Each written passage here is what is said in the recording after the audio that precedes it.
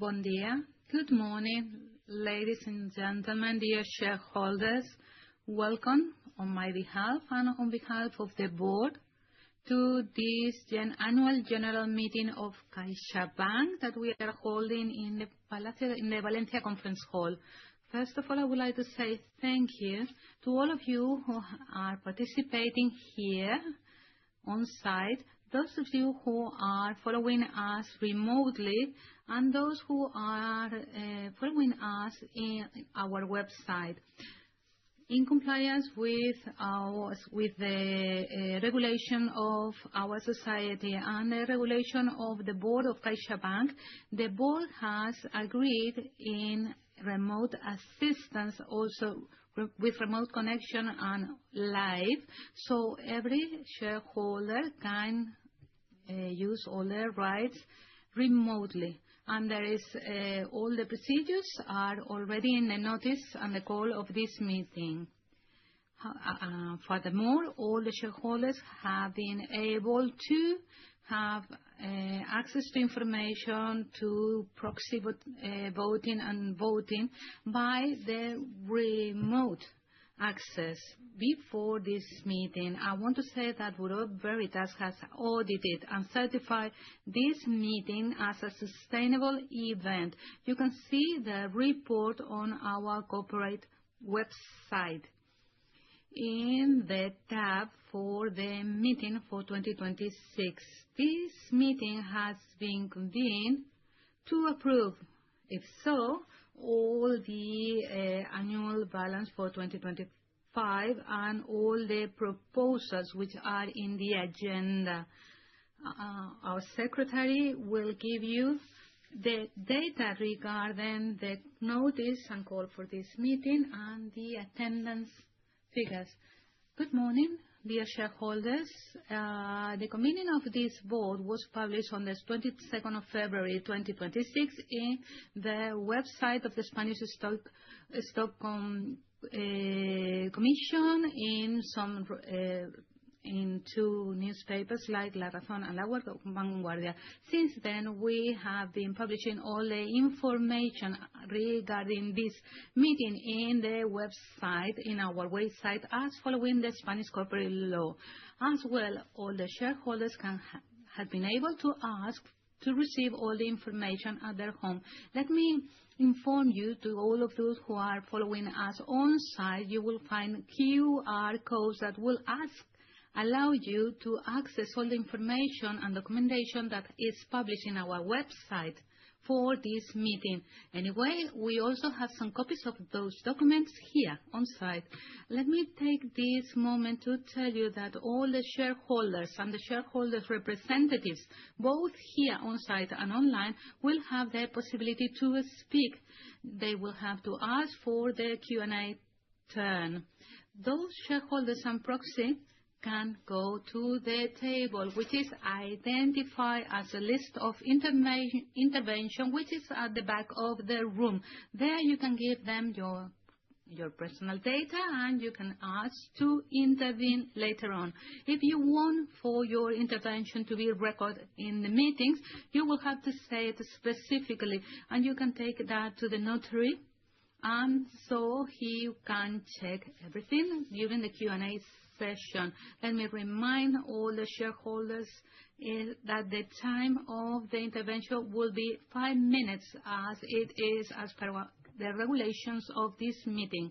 As we already said when we made the notice of this meeting, we are going to broadcast live all these meetings, so your image and your voice might be recorded. If you don't want to authorize for your image or your voice to be broadcast live, you have to say it at the table with the list of interventions, so your image or your voice won't be broadcasted. If any of the people attending would need help with moving along around the room, or if they need help to reach the mic, please do tell the people who are helping us, because they will give you a mic. On the other hand, I would like to remind the shareholders and the representatives that are participating online, that they have to follow the procedure for the online intervention. You will find the instructions in the platform for interventions. As you have there in all the instructions for remote participation, which was approved by the board and it is published, your writing have to have a maximum of 7,500 characters, and then you can only submit one writing sheet. Then this is more or less the equivalent to the intervention of those who are present here of 5 minutes.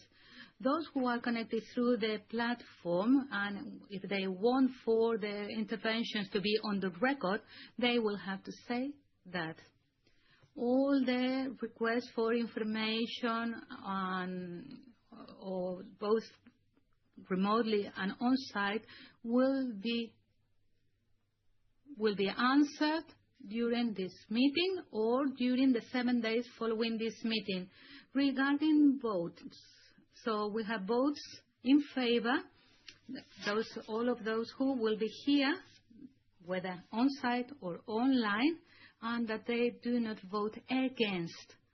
So those shareholders and representatives of shareholders who are on-site and want to vote against one or several of the items of the agenda will have to go to the voting tables at the back of the room, and they will have to give them their cards so their votes can be counted. They can do that until the end of the voting of the proposals.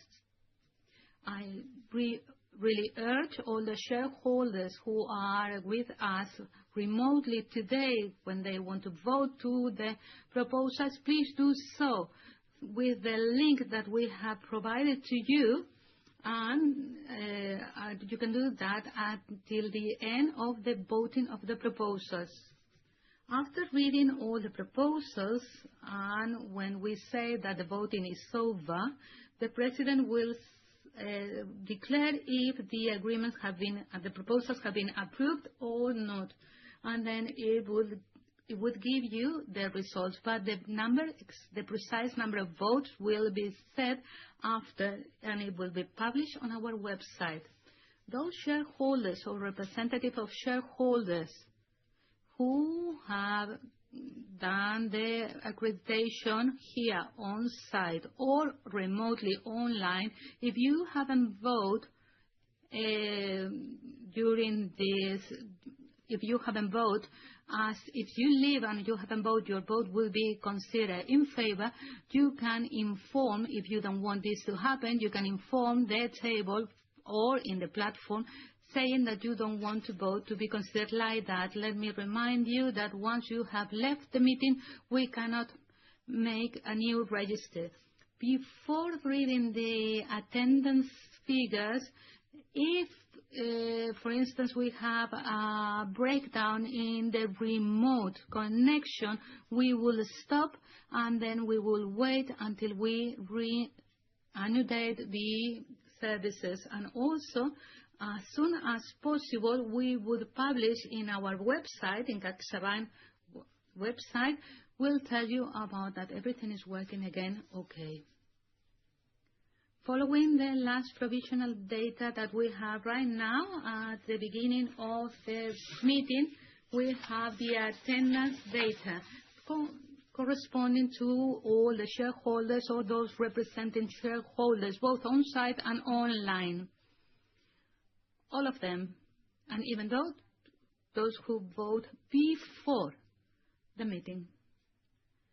So, 14,817 on site, 3 representing 51% of share capital, and 68,036 shareholders represented, which is 33.6% of the share capital. All in all, we have a number of 82,853, and that is 25,890,000 shares.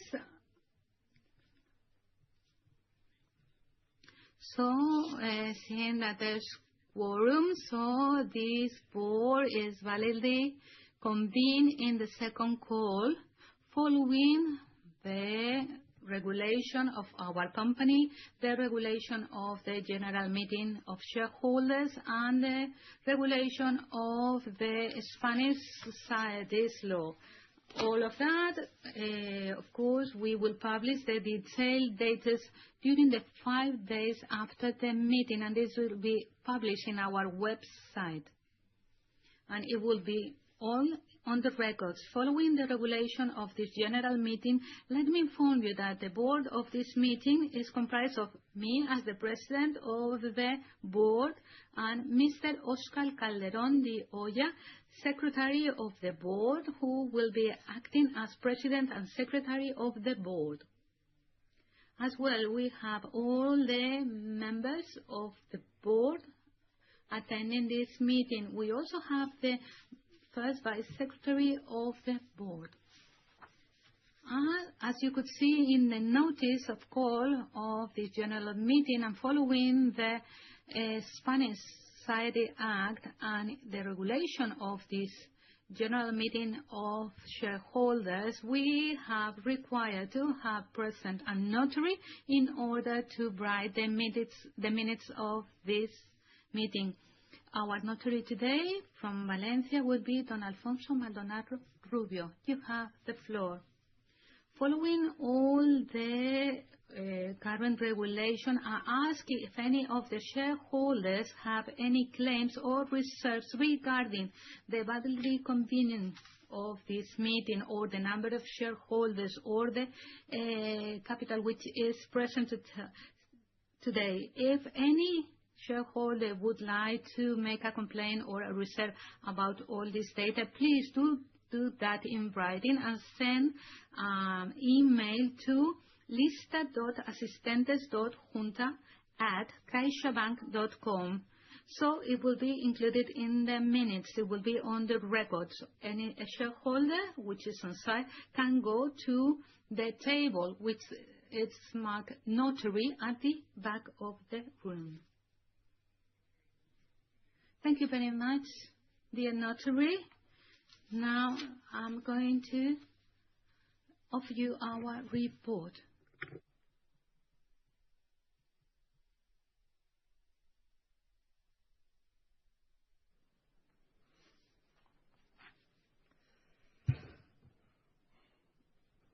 Muy buenos días de nuevo, señoras y señores accionistas. Good morning once again, ladies and gentlemen, dear shareholders. Molt bon dia a tothom. First and foremost, let me thank you once again for attending this annual general meeting. This will be my second AGM as chairman of CaixaBank, and once again I feel the same honor and same sense of responsibility as last year.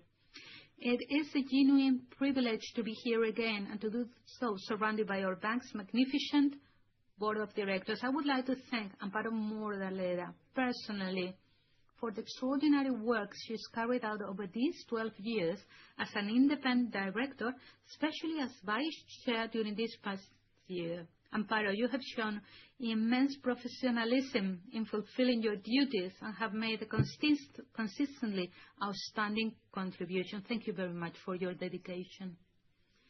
Allow me to underline once again, as I did last year, the importance of the annual general meeting in the bank's corporate calendar.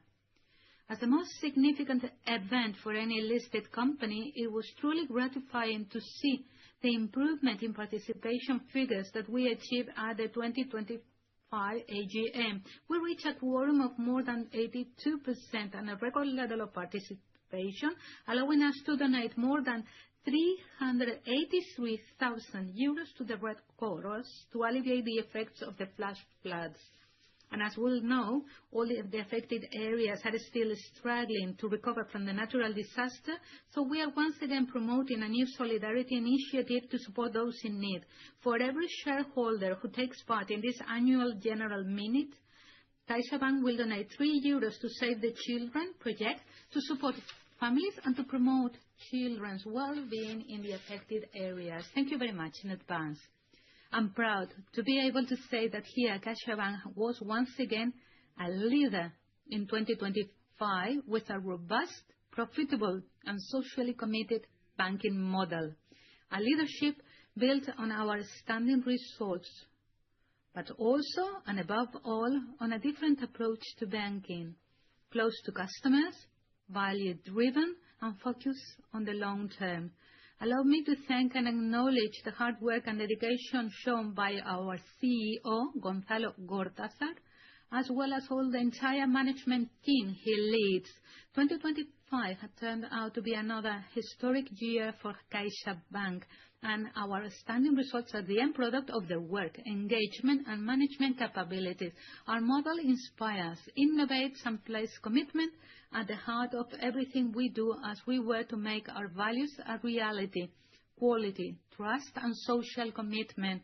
Over the next few minutes, I will share with you my view of our bank, both for the present and the future. After my address, our CEO will give you a more detailed account of the key factors behind the 2025 results and the outlook for our current strategic plan. I'll begin by reviewing the past financial year. We have begun the first year of the current strategic plan in a brilliant fashion by further improving our positioning.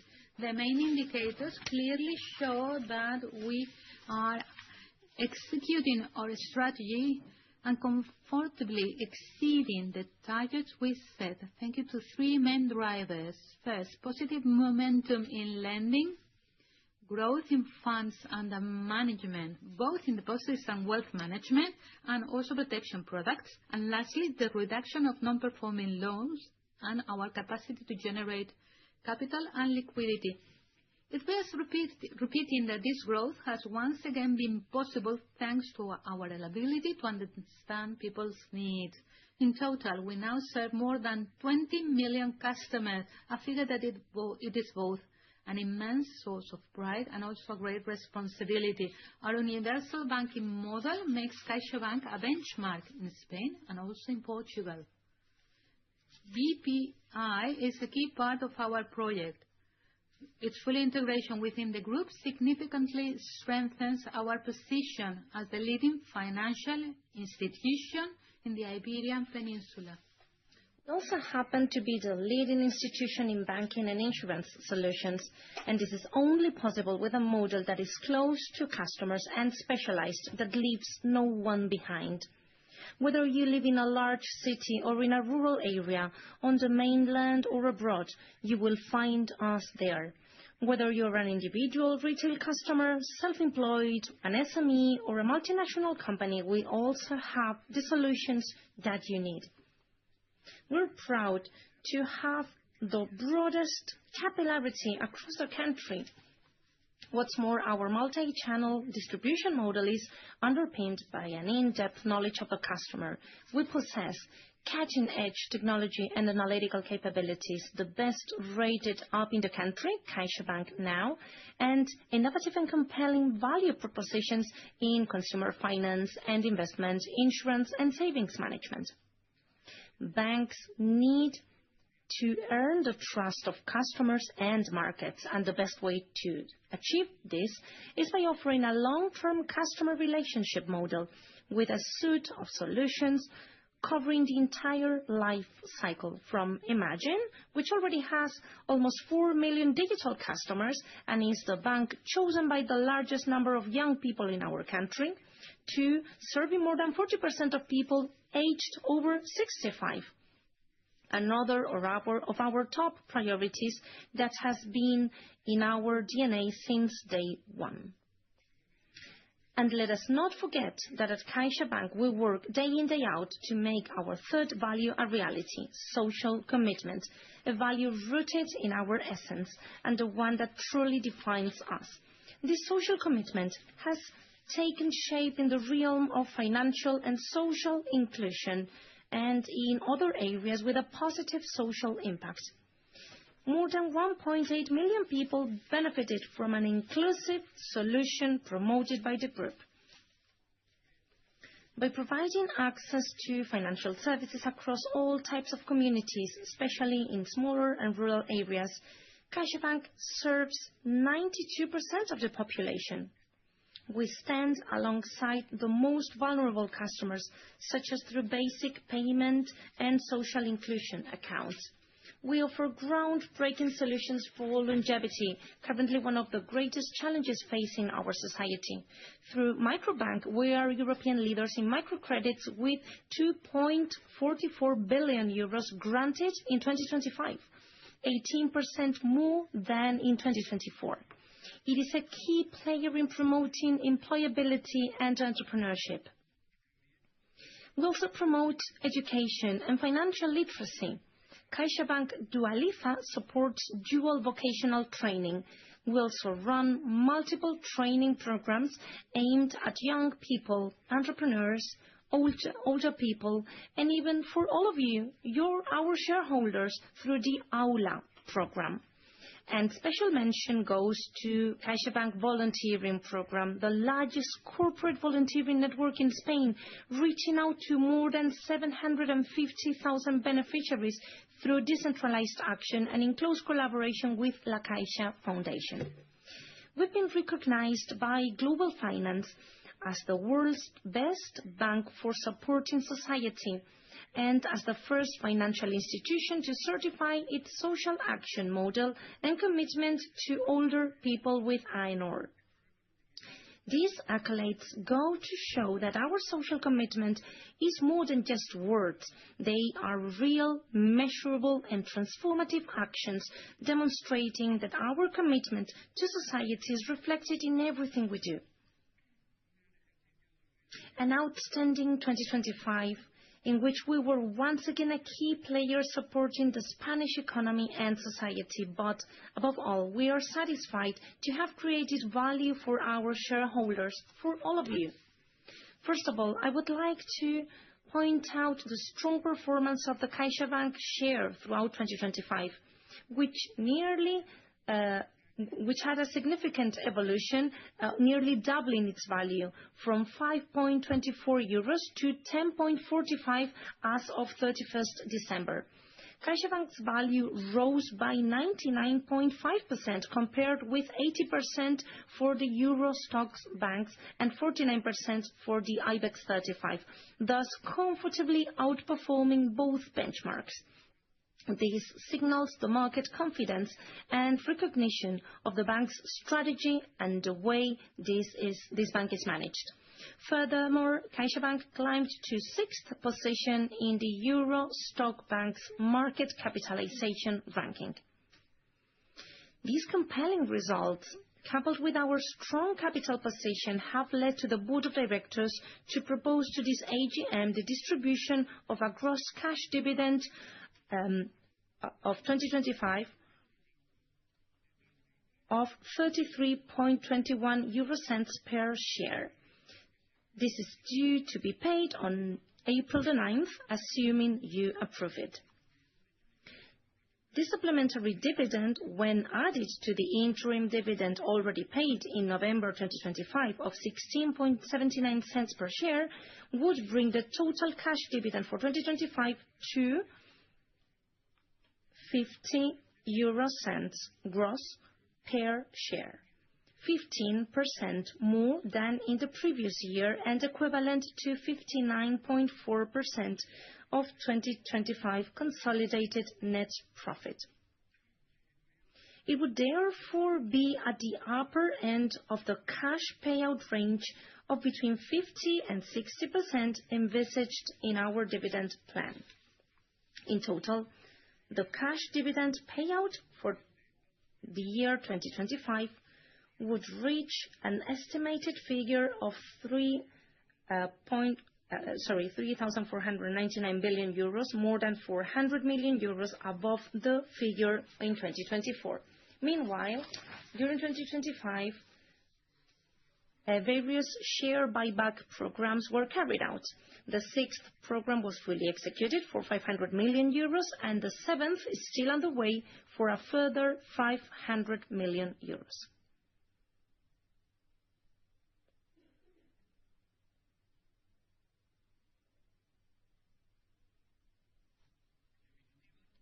In short, the financial strength we demonstrated in this first year of the strategic plan allows us to increase remuneration for all of our shareholders. More than 31% of the dividend goes to La Caixa Foundation, our reference shareholder, illustrating our pride in belonging to a group that genuinely delivers to its unflinching commitment to society.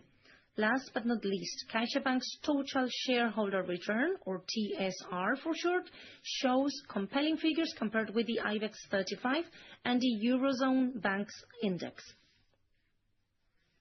I would now like to take a moment to analyze the context in which our bank's outstanding performance has taken place, as well as the outlook as we look forward.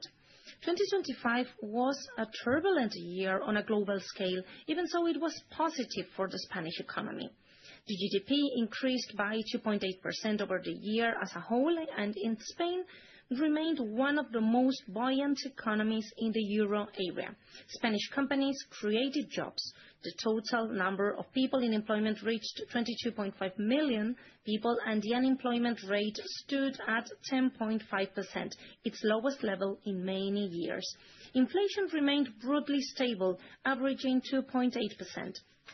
Spanish public debt as a percentage of GDP ratio fell to 100.8%, although it still remains high.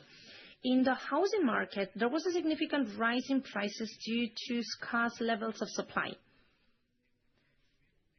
As for the global economy, it was certainly a difficult year, but it held up better than expected. At the start of 2026, the general mood in Europe was positive, and the U.S. economy began the year on a strong footing. However, as things currently stand in March, the global markets have been impacted by the consequences of the escalation of hostilities across the Middle East region. The duration and evolution of the conflict will determine the magnitude of its effects on the economic outlook, with implications for initial forecasts for economic growth, inflation, and monetary policy. The United States security strategy and its foreign policy agenda continue to add uncertainty.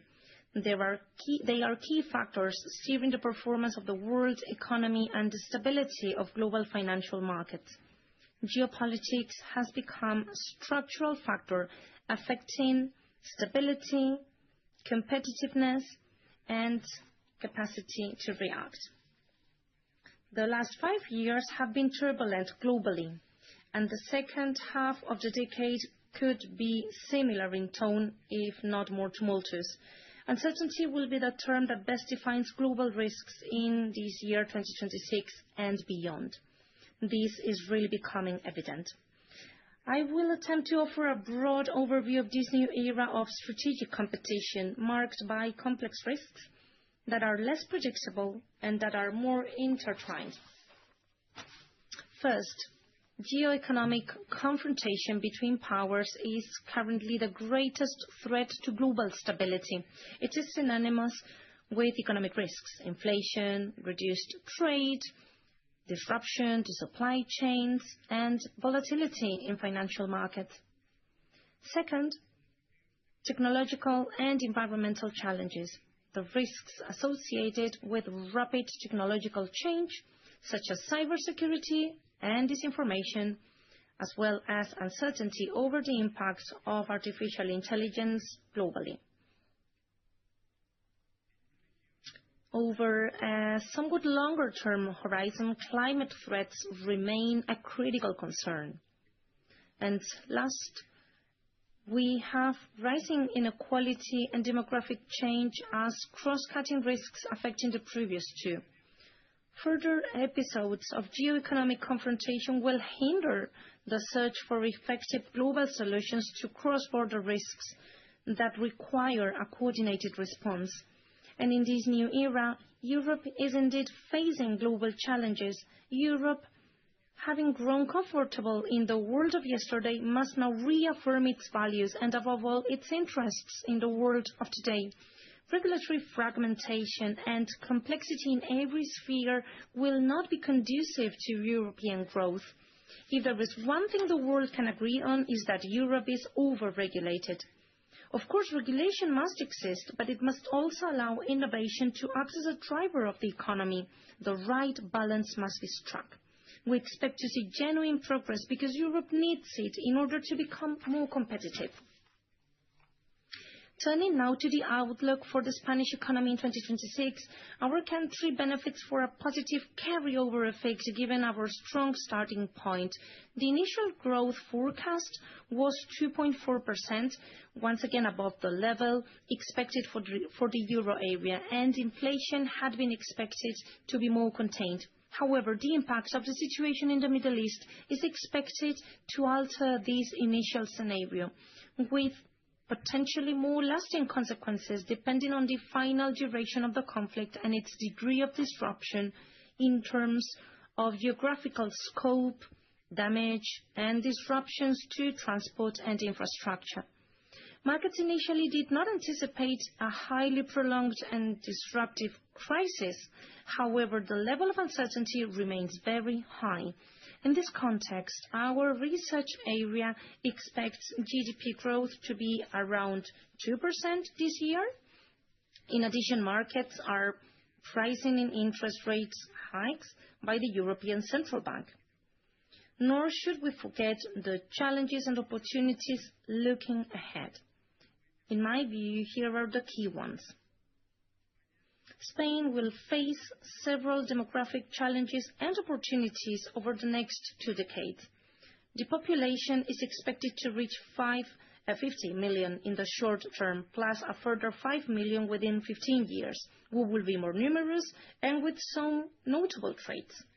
The first, longevity.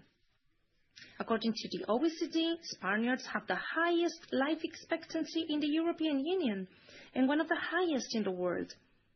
We are one of the most demographically aged countries in Europe. The over 80s have doubled their share on the population of this century. A person turning 65 in 2024 has a life expectancy of almost 22 additional years, and this figure will continue to rise. The proportion of retirees within the population will continue to grow with diverse economic repercussions. IREF, Spain's independent authority for fiscal responsibility, expects the nation's debt to gradually rise due to the aging of population, reaching 181% of the GDP in 2070.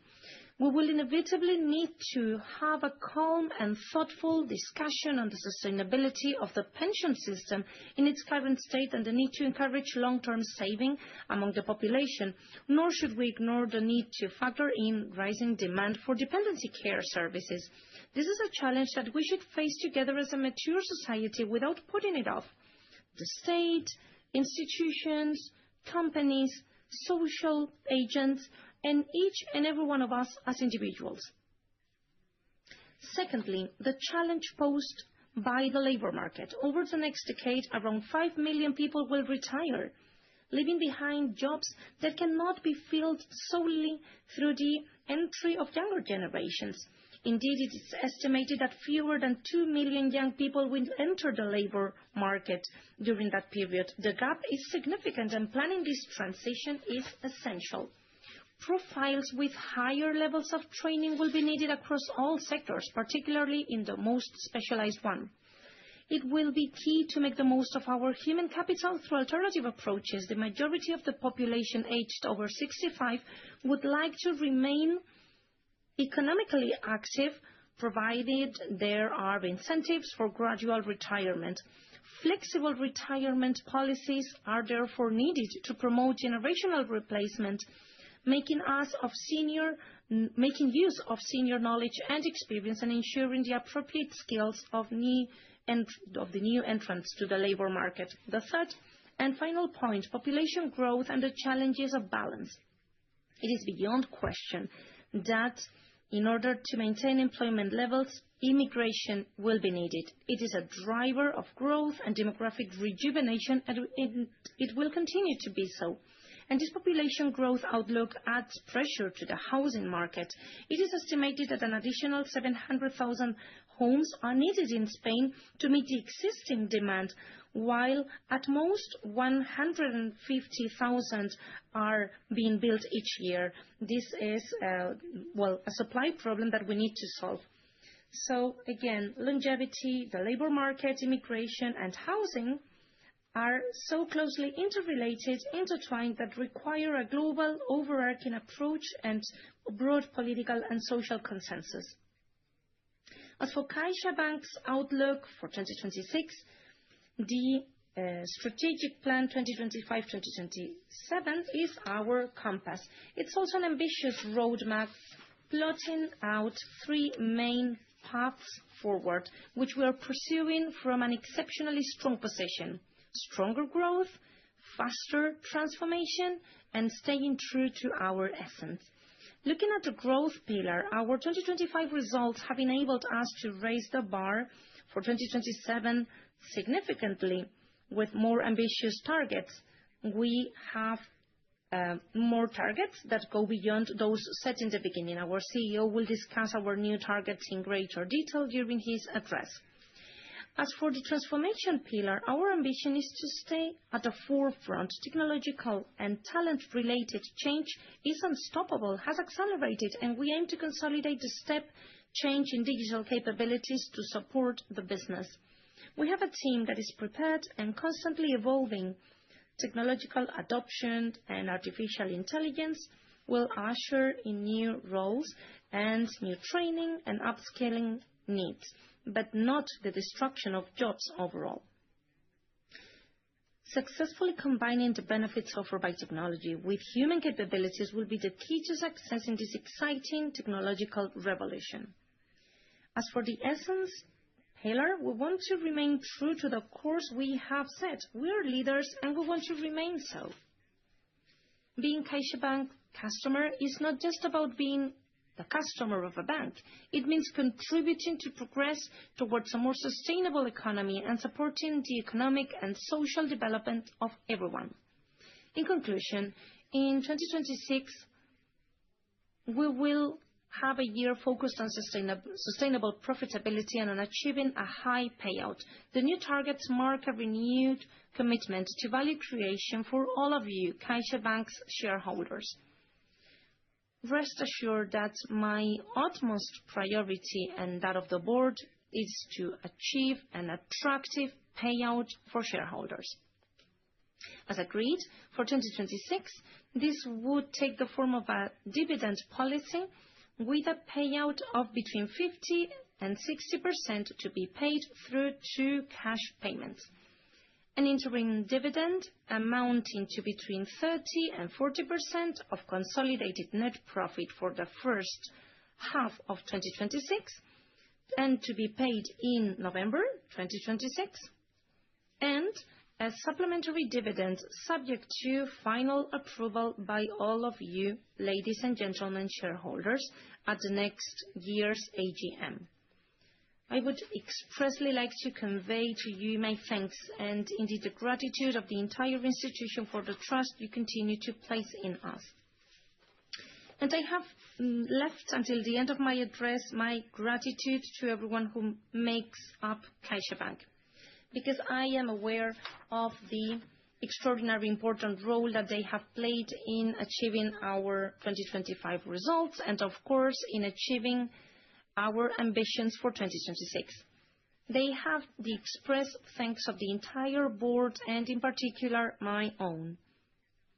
This year, 2026, I will be celebrating 50 years in this great institution, and I carry within me what it means to be a CaixaBank employee, so I perfectly know what it means to be part of this great human team. It means an environment that is always demanding. It means that the goals we set are always challenging, yet also achievable. And it means always working alongside the very best professionals. I can assure that the contribution made by every one of us at CaixaBank matters and is always visible. Each and every one of you are the true architects of this distinctive and unique banking model of CaixaBank. Thank you for making it happen. Our CEO will now explain in greater detail our results in 2025 and focus or the approach of the strategic plan as we move forward into 2026. Thank you very much. Muchas gracias.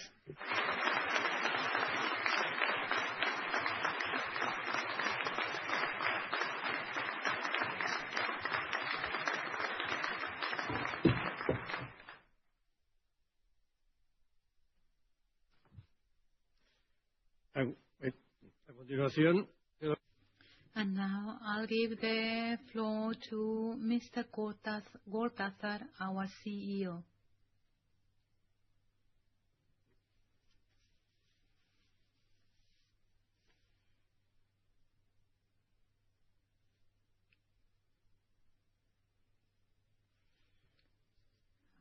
Dear President, dear members of the board, dear shareholders, good morning, everyone. Bon dia a tots.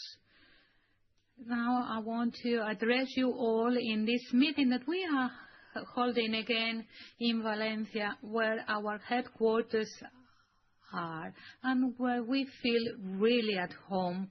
But this is an occasion especially valuable to share with all of you, dear shareholders, the evolution of CaixaBank, that now we are affirming the vision and the values which are the base of our project. As our president has said, 2025 has been a good year for CaixaBank. National economy has performed very well, and despite of the fall of the interest rate and the competition and the acceleration of the economy, we have achieved the goals we have set up at the beginning of the year. CaixaBank moves forwards in our strategic plan, and a strategic plan that articulates our vision in three pillars. First of all, growth in a sustainable way. Secondly, to accelerate the operating performance, and finally, to have our positive contribution to our economy and society. In the three spheres we have really advanced during 2025, and we can understand this success without the people that make it possible. More than 46,000 people in our staff who are the real driver of CaixaBank. Thank you to their effort, to their commitment. This has made possible that we are a benchmark bank institution in Spain and also in Europe. I want to begin my speech saying thank you from the bottom of my heart. Thank you to all of them. I will tell you very shortly about the financial strength of the groups and the results of 2025.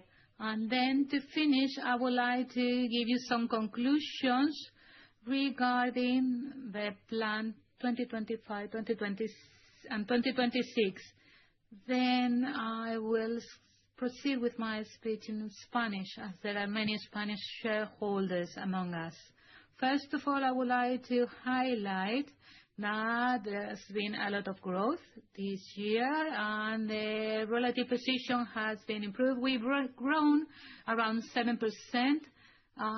We have 390,000 increase of customers. So we are reaching 40.4% of people in Spain working with Spain. We have the loan portfolio with an improvement of a growth of 7%. We have negative growth for many years. In 2025 has been very positive to this regard, very positive for our economy and for our customers. And as you can see in consumer, we have growth 12%, companies around 7%. As we have increased our market share in consumption, housing, and so on. So it means that we are performing very well.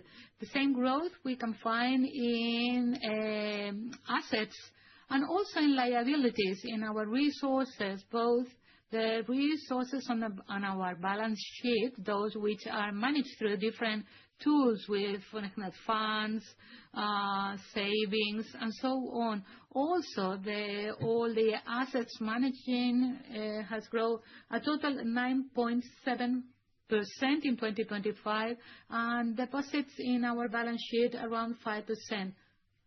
So that's all in all an average of 6.8, and a very healthy position in the market, which means that we are being very successful in allocating the resources by our customers. Another very important part of our business is insurance, protection for life insurance, health insurance, car insurance. In 2025, we've grown 13% in the different premiums, with good diversification among the different insurance categories, as you can see on the slide. And as well, earnings profits have been really relevant. 119 points in life and risk, and also in health, car, and other insurances. So this business is working very well, both at absolute and relative terms, if we compare ourselves with our competition. PPI, very good year. We even had, at global level, 7.5% growth. So the ratios of default are extraordinary, are very, very positive. If we compare them to other Portuguese banks, and as you can see, we have increased our market share in Portugal since we merged BPI. We have been having very relevant results. We are growing in a very healthy way with return 19.2, and during 2025 as well, there's been a reduction of BPI of the Angola Bank, has moved from 48 to 33%. Then beyond this commercial activity, I would like to highlight is the strength of our income sheet, our income statement. We can see the last 4 years here, we have really, there was a fall in 2025 from 2.6 to 2.1. We are below the average in our industry, and we see trends following the same line during the first quarter 2026. The liquidity position, as always, is good, is really comfortable for us. We have 171,830 million in liquid assets, and the ratio, you can see it on the slide, that both in the short term and structurally, CaixaBank has a very solid position. That it compares very well, not only in Spain, but in Europe. We have been accessing the capital markets with a lot of success. And the rating, I mean, this is the opinion of the rating companies on our strength, has been very positive. All the relevant agencies have said that we are very strong. So we also have here the organic generation of capital here. As you can see on the central part of the slide, the result is generating 270 basic points of capital, a capital beginning at the 12% in a comfortable way. And this has allowed us to increase our income unto also we have 68 basic points for our assets, and for the rest of it, we could attend the dividends and the debt that we have, the T1 debt, ending the year with 12.6 of our ratio, and thus achieving the goal of increasing the capital ratios during 2025. We are closing 2025 above 12.5. We have a sixth program that was completed during 2025, and we have a seventh program advancing this year, and it's already 85% done. Finally, result of that growth, of this strength in our income sheet that you can see, which is the impact in our revenue. Maybe the most important thing to highlight would be that the margin of the interest is falling despite this positive evolution. So we have to think that we should have suffered a bigger fall due to the fall of the interest rate. But as our commercial activity has been so positive, it has had a positive impact on 2025, and we had a bit of growth of the interest. So this is a good news among bad news. So income on services, total income of services, we have 5.4% has insurances, because we are having more activity, and this is different from bank commissions, bank fees, which are going low. And so we have that the retailers' activity is being reduced, and we are really working free of commissions, free of fees with many of our customers. But we also have the wholesalers business, and we are growing there, and we have a high profitability there that has compensated, that has set off all the retailers. All in all, we have a gross margin 2.5%, and expenses including staff and expenses, we have 5%. So the operating margin is in the positive area, but it is a year that we are doing more or less the same as last year, because we have the negative impact of the fall of the interest rates, and the impact it has on our both assets and liabilities. So we could compensate this, and we have a slight but positive growth in the operating margin of 0.9%. And also we have good news regarding the financing assets, especially those allocated to credit or loans, and some of them have been reduced. Risk cost of 12 months now is 0.22%. This is the average of risk exposition for our loans that we had to manage during the year, a lower figure than we had foreseen. And despite this, our coverage ratio is still increasing. The default loans cover have gone from 69 to 77 during the year. So the evolution of our credit portfolio has been exceedingly positive. All in all, what we can see is that the result for the group is 1.8. It is a modest figure, but we have to compare it with the expectation of the markets at the beginning of the year, because the analysts, the experts were expecting a drop of 10%, specifically because of the fall of the interest rate.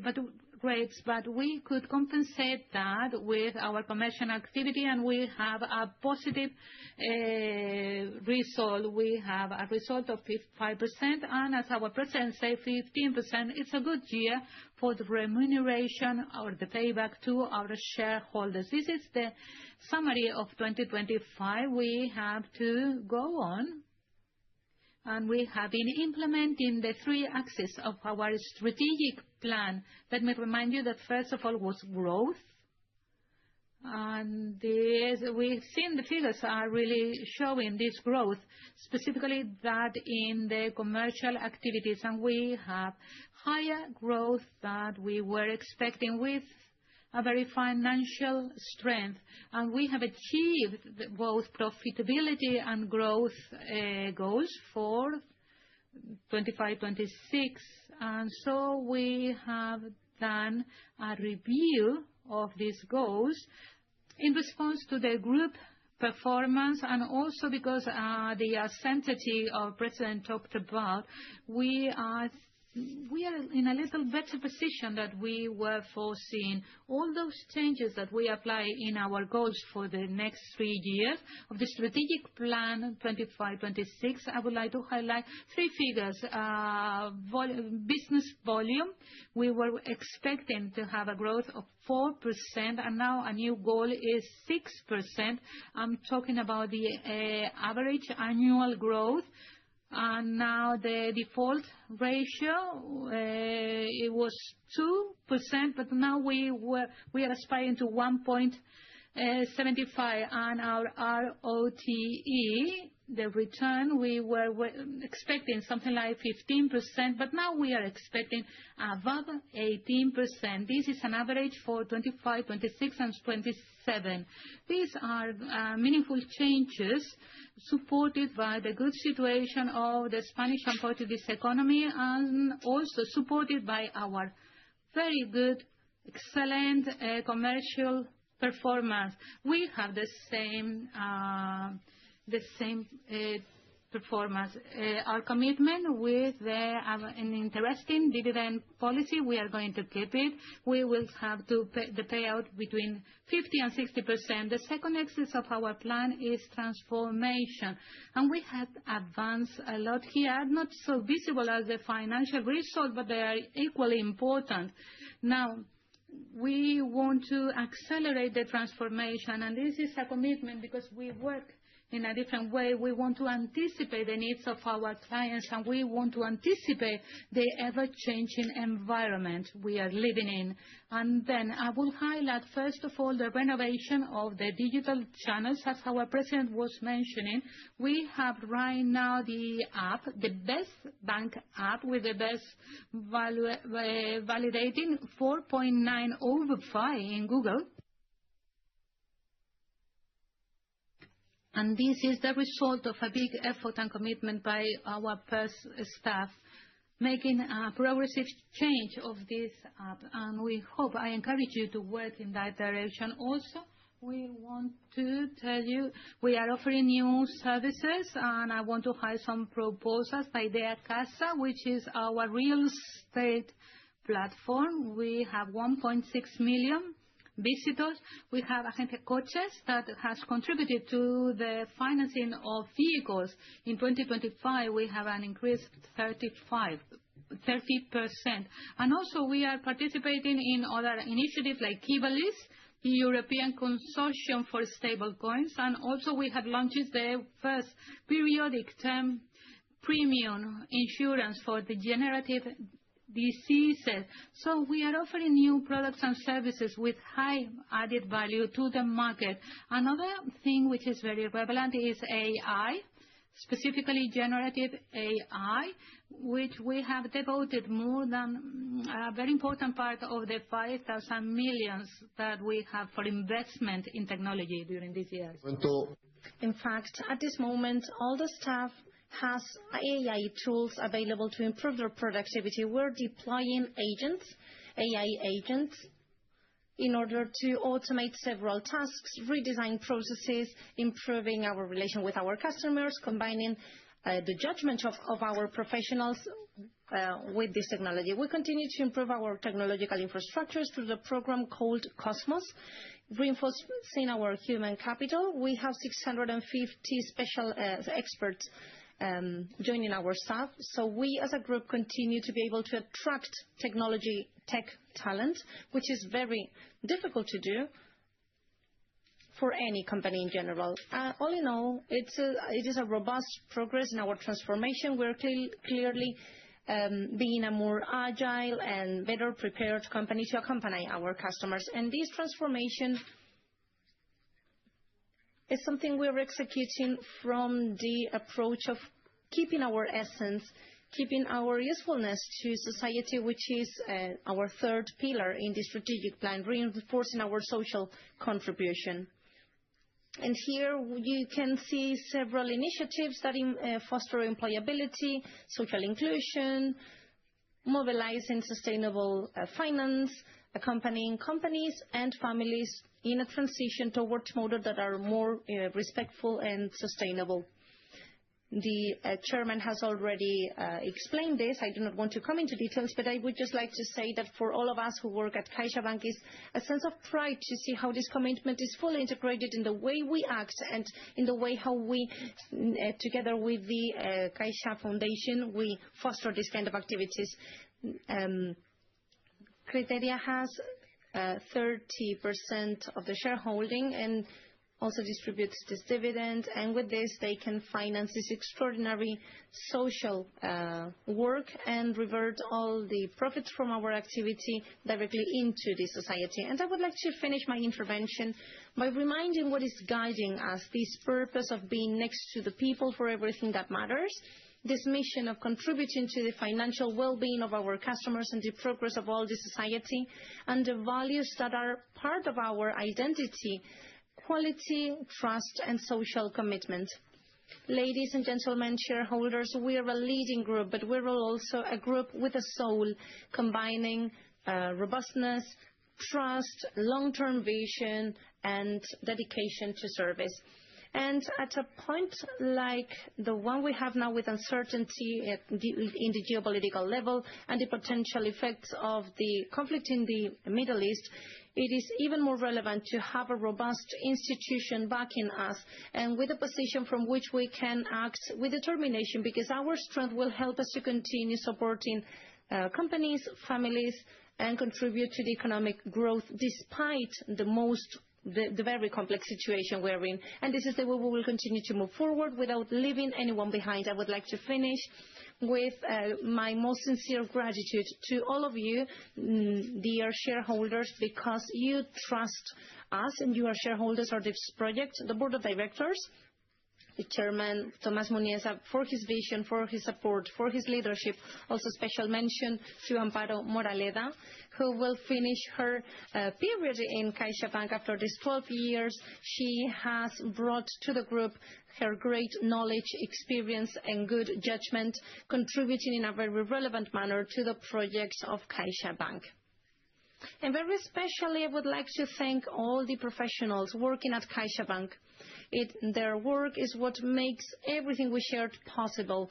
They are the ones assisting, helping millions of customers every day, sustaining our operations. They are the ones allowing for our systems to be operational, helping our network of branches to work accurately and allow us to be here speaking about this successful year. We will continue to work so that CaixaBank continues to be a robust, profitable, and useful and committed company, committed with people and society. Thank you so much. Moltes gracias.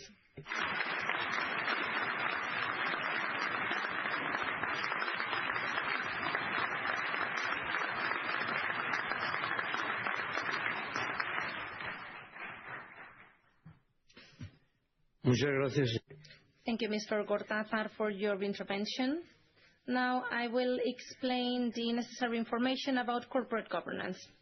According to the third recommendation of the Code of Good Conduct, Good Governance of Listed Companies, approved by the National Stock Market Commission, it is important to report about the most relevant aspects of corporate governance of CaixaBank since the last AGM. In this sense, I would like to highlight the proposals that are brought for approval of this AGM in relation with the creation of or the composition of the board of directors, and that have the purpose of re-electing 2 board members, one of them independent director, the appointment of a new independent director who will cover the vacancy of Ms. Amparo Moraleda, who has presented her withdrawal with effects of the end of this AGM, and the ratification and appointment of independent director. Moraleda, Ms. Moraleda, I would like to thank you again on my behalf and on behalf of all the Board of Directors, your contribution and dedication to the CaixaBank Group. These proposals of re-election and appointment of members of the Board of Directors allow us to continue progressing in the best practices of good governance, keeping at 15 the size of the Board of Directors and increasing the proportion of independent directors that will move from 60% to 66.7%. The size and composition is considered adequate to efficiently attend all the duties of the board, as well as those arising from the working of their different committees and the workload associated to it. Likewise, we guarantee diversity of knowledge and experience in the board in it as a whole, and specifically in terms of gender diversity. The percentage of female directors will be kept, with the approval of these proposals, at 40%, having reached by 2020 the target of 40% set currently in the recommendations of the Code of Good Governance and in the Organic Law 2/2024 of equal representation and balanced presence of women and men. At the same time, the specialized committees of the Board of Directors also have a majority of independent directors.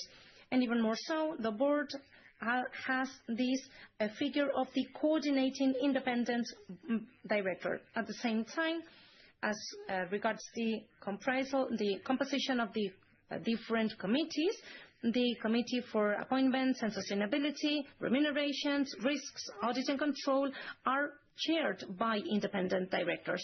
In any case, the Board of Directors will continue to boost quality and efficiency in the way it works and that of their committees, with measures that foster continuous improvement in the decision-making processes of this institution, which will be projected in their main subsidiaries. The board that I chair also has the idea to favor close relation with our shareholders. To this effect, as I already said in the AGM 2025, I would like to remind you that CaixaBank was pioneer in having a consultative committee of shareholders.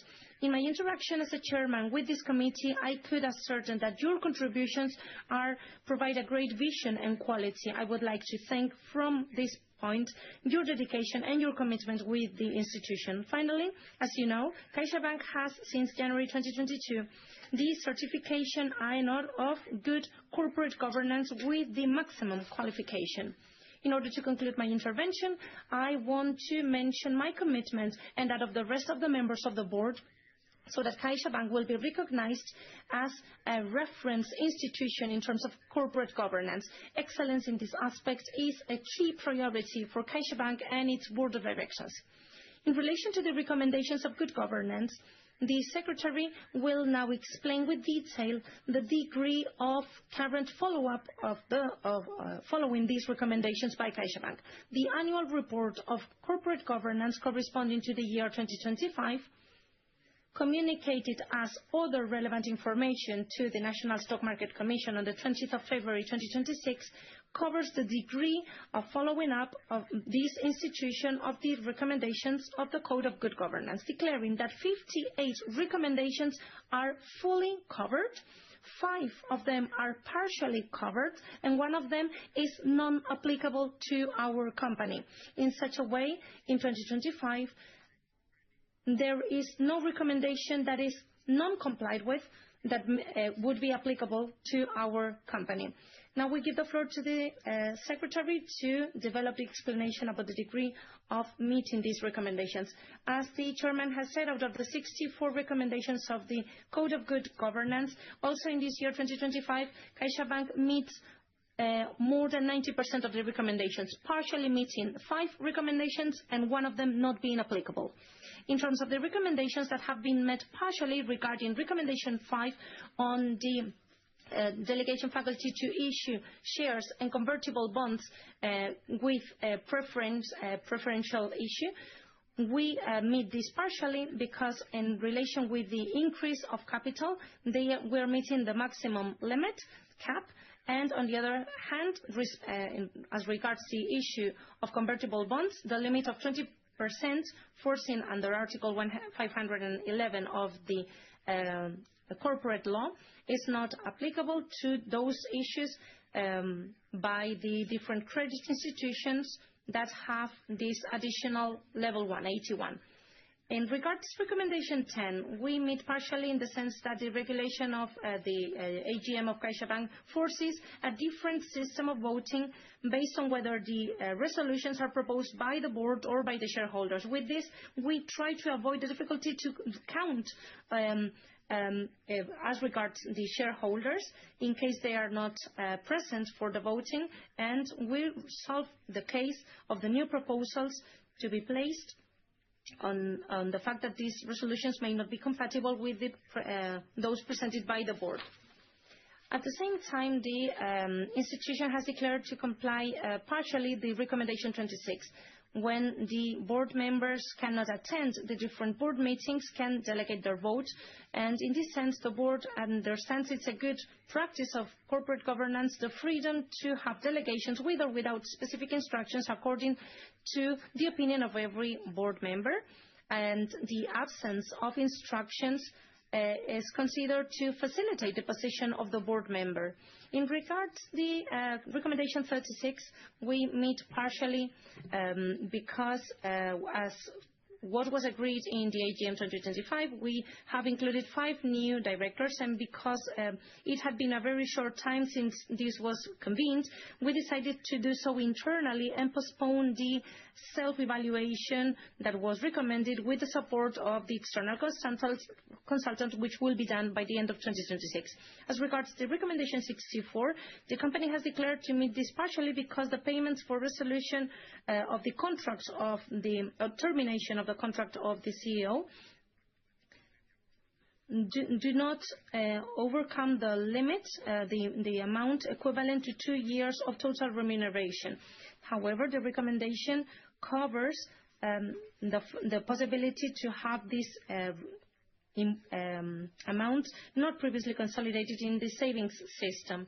So, and finally, the recommendation number 2 is not applicable to CaixaBank because it is controlled by another institution in the sense of the Article 42 of the Trade Code. In any case, the Board of Directors will continue to boost best practices in good governance, and we will continue to report to shareholders in due manner. Next, the Secretary will read the final quorum. The quorum that is taken as final for this AGM, without prejudice of the technical adjustments that may be due to the fact that we'll hold this remotely. 14,841 shareholders holding 3,525 million, representing 50.1% of social capital, and 68,326 shareholders, representing 2,326 million, representing 33.6%. So the final number is 83,886 shareholders, representing 83.87% of the social capital. The final quorum will be included in the minutes of this meeting and will be published in the website in 5 years after the holding of this meeting. A la vista de estos datos.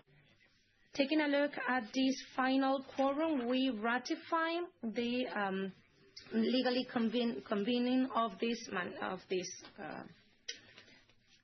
the meeting. I would like to ask you again whether you have reserves or claims about the valid constitution or convening of the general meeting of shareholders. If you would like to file your reserves or claims, you can do so sending an email to lista.asistentes.junta@caixabank.com in order to include this in the minutes. The shareholders present in the room can say so coming right now to the desk saying notary that is at the back of the room. Next, you can also intervene as the Secretary has explained. If you wish for your intervention to be recorded in the minutes, please say so. And if you want for this to be recorded verbatim, you can, for those of you who are present here, you can do so.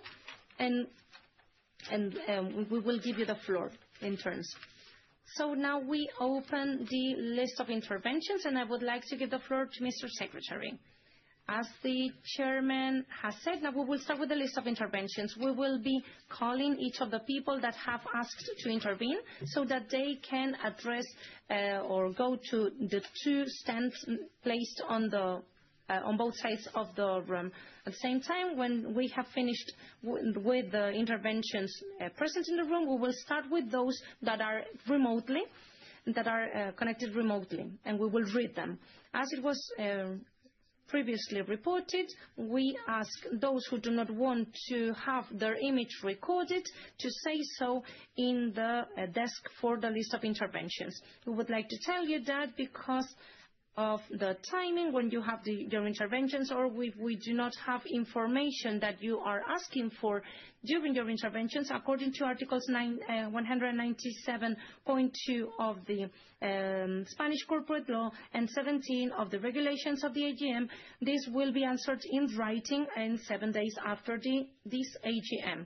We're going to start with the list of interventions. This is a maximum of 5 minutes. And we will ask the shareholder and the next so that they can get ready. Now we'll give the floor to María Ángeles Navarro Pérez, and then we will have Victoria Margarita Barrachina González.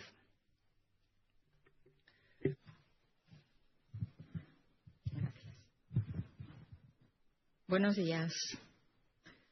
Good morning. I would like for this intervention to be recorded in the minutes. We come to this AGM representing ADICAE and the small savers, shareholders and clients of CaixaBank that have delegated their vote so that we represent them in this meeting.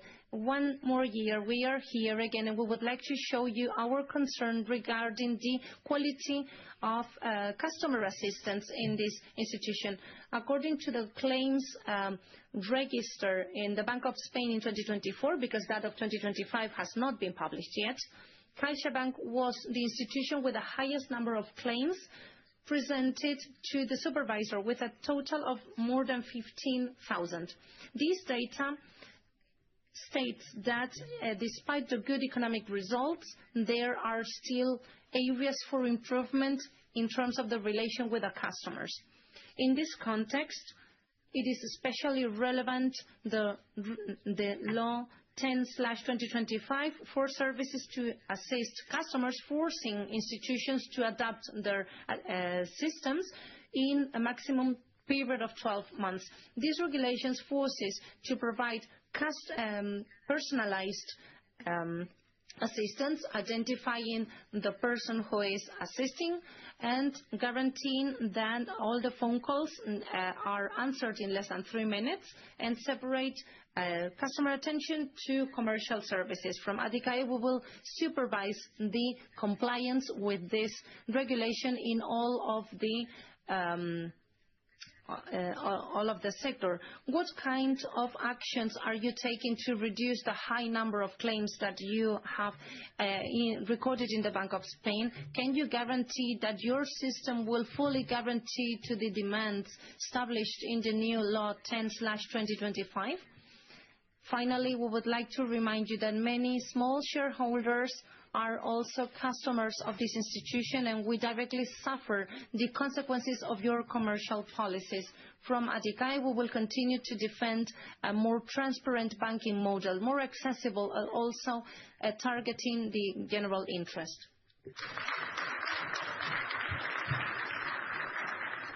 Tiene la palabra.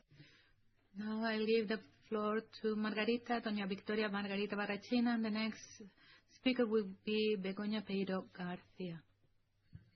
Good morning. I want my speech to be on the record.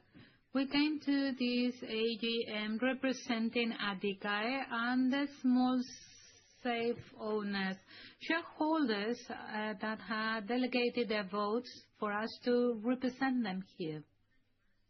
One more year, the bank has very positive results with a record benefit of more than 5,000 million euros. This means an increase of 1.8% compared to 2024. These results reflect the strength of the group and their position in the banking industry in Spain. However, we should take into account the following. First of all, the interest rate margin has had a fall of more than 4%. This has been due to the interest rate situation. This means that profitability is being supported by other revenues. Regarding this, we have some revenues from fees which are growing and from services that are growing still and compensate the fall of the financing profit. This changes little by little the revenues of the banking sector, which is really trying to be supported by fees paid by the customers. On the other hand, we positively value the dividends which are going to be given to the shareholders, and this policy has a high level of return for investors. However, we think that it is necessary to have a balance between the results and the fair treatment to your customers. Beyond the economic results, we also have some issues that have an impact on many consumers. Specifically, we would like to mention the banking digitalization process. Digital transformation may improve services, but it shouldn't be an exclusion factor. In the last years, we've seen a meaningful reduction of the number of offices that you have, and this is creating real difficulties for many citizens, especially in small municipalities, rural areas, and among those who have difficulty to access digital services. The Bank of Spain has said that having offices and on-site channels is important, especially for the elderly and those who do not have access to digital means. So that's why we are asking from CaixaBank a commitment to financing inclusion. Have you foreseen to have some public and transparent criteria to open or close offices? Are you evaluating the impact of such closures, especially in the rural areas and small municipalities? And what specific measures are you going to adopt in order to guarantee service to the elderly, a vulnerable customer? Thank you very much. Moltes gracias.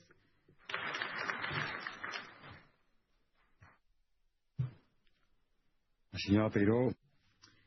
Mrs. Peiró, and then Íñigo José Vicente Herrero. Good morning, dear President, dear CEO, members of the board, shareholders. My name is Begoña Peiró. I'm President of the Union Servant of CaixaBank. I want to have my intervention recorded on the minutes. What now?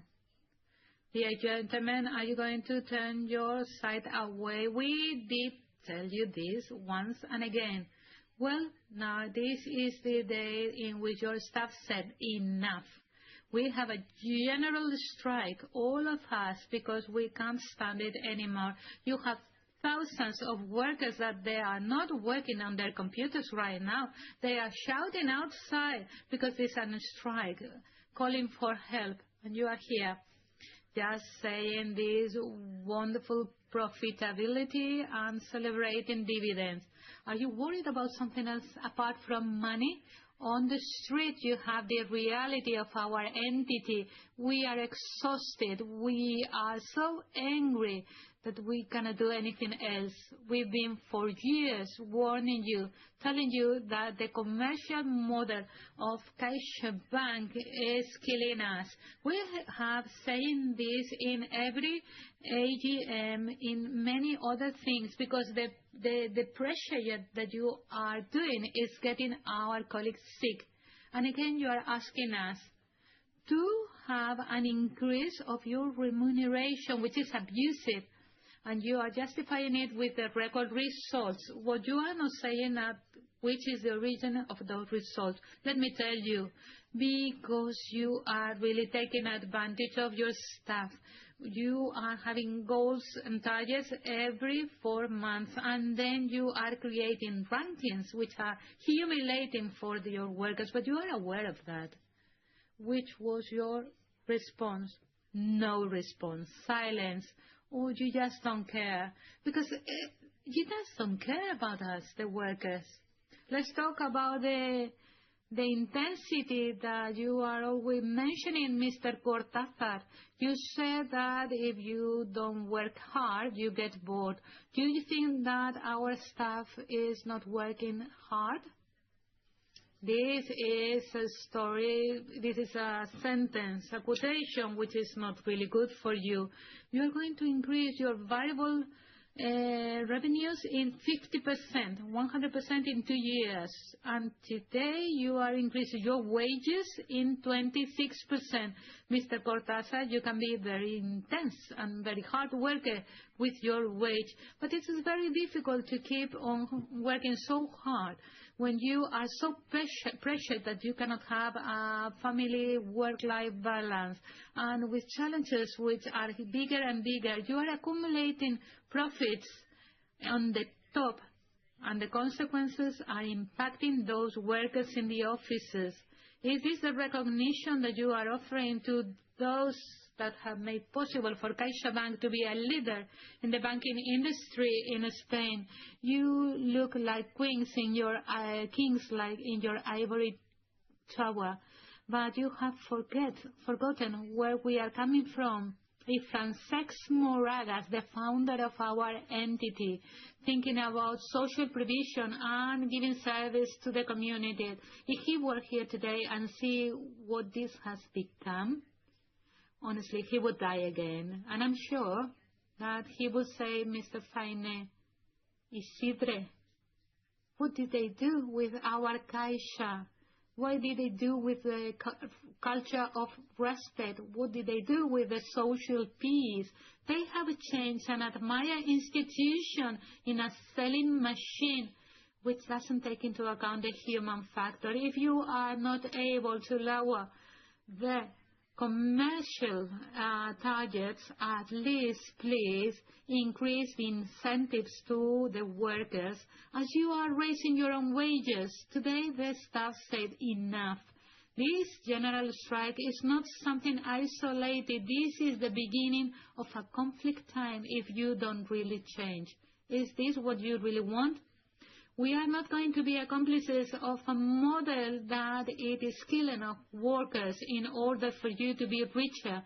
We want a company in which working doesn't mean to be sick, where intensity is respected and not exploited, and where the profits of the top is not based on the sacrifice of those below. Please react, recognize our work with acts.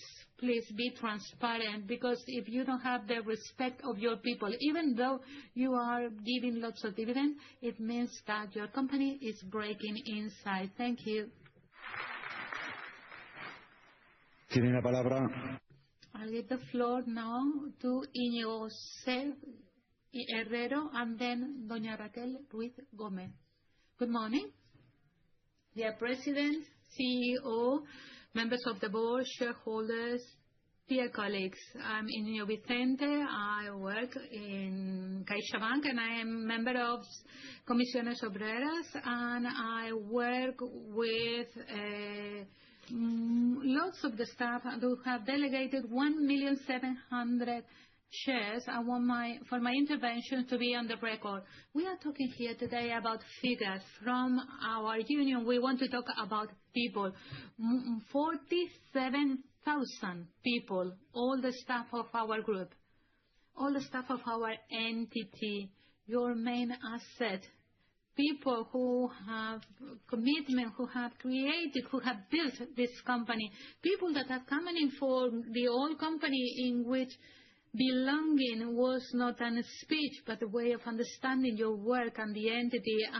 When it was necessary, made a commitment. Today we have record profits, and we have to remind you that without your staff, you don't have any business. This is an activity of 37,000 people assisting more than 18 million customers in Spain with trust. And this can only happen if the staff is motivated, is recognized, and working in a health environment. It is not ourselves talking about it, it's the data we have. There was a survey on the working atmosphere. 96% of the people were saying that the increase of the commercial pressure was too high and their health has been impacted. More than 71%. It is not ourselves. It's the staff that are telling you this. There is a strike. More than 90% of our offices are closed. And also after we had a strike on the 3rd of February and all the talks on the 9th of March. This is a strike which has been called by all the unions. And there is a message for you. This is enough. And in the crisis, during the crisis, the staff worked very hard and were really helping you. Now, in the good times, the staff also wants to be rewarded. We don't want this extensive pressure. We want a fair share of the profits, and we want to improve the wages. Also, we want to promote the careers and helping to the generational change of the staff, and also the balance between work and family life. These people are not bored. These are not the issue. These are the solution, and they will work much better if you take care of them. You can really invest part of the profitability on it. In 1992, we have a 67% of the expenses were labor. Now it's only 67%. Now leadership models create success models with the people. Please do that. You can decide which model you want. Our union, we are going to vote against the item 1.2 because you can see, and we also will vote against 1.3 and 1.6. Which has to do with the retribution to the top management, because we absolutely oppose this model in which we increase the wages of the top managers and not of the staff. And they are also getting rich despite the staff. Because this kind of retribution generates pressure from the top down in order to achieve the goals. And just one figure, in 2022, remuneration of the CEO was 48 times the remuneration of the average worker. Right now it's 71 times the average worker's wage.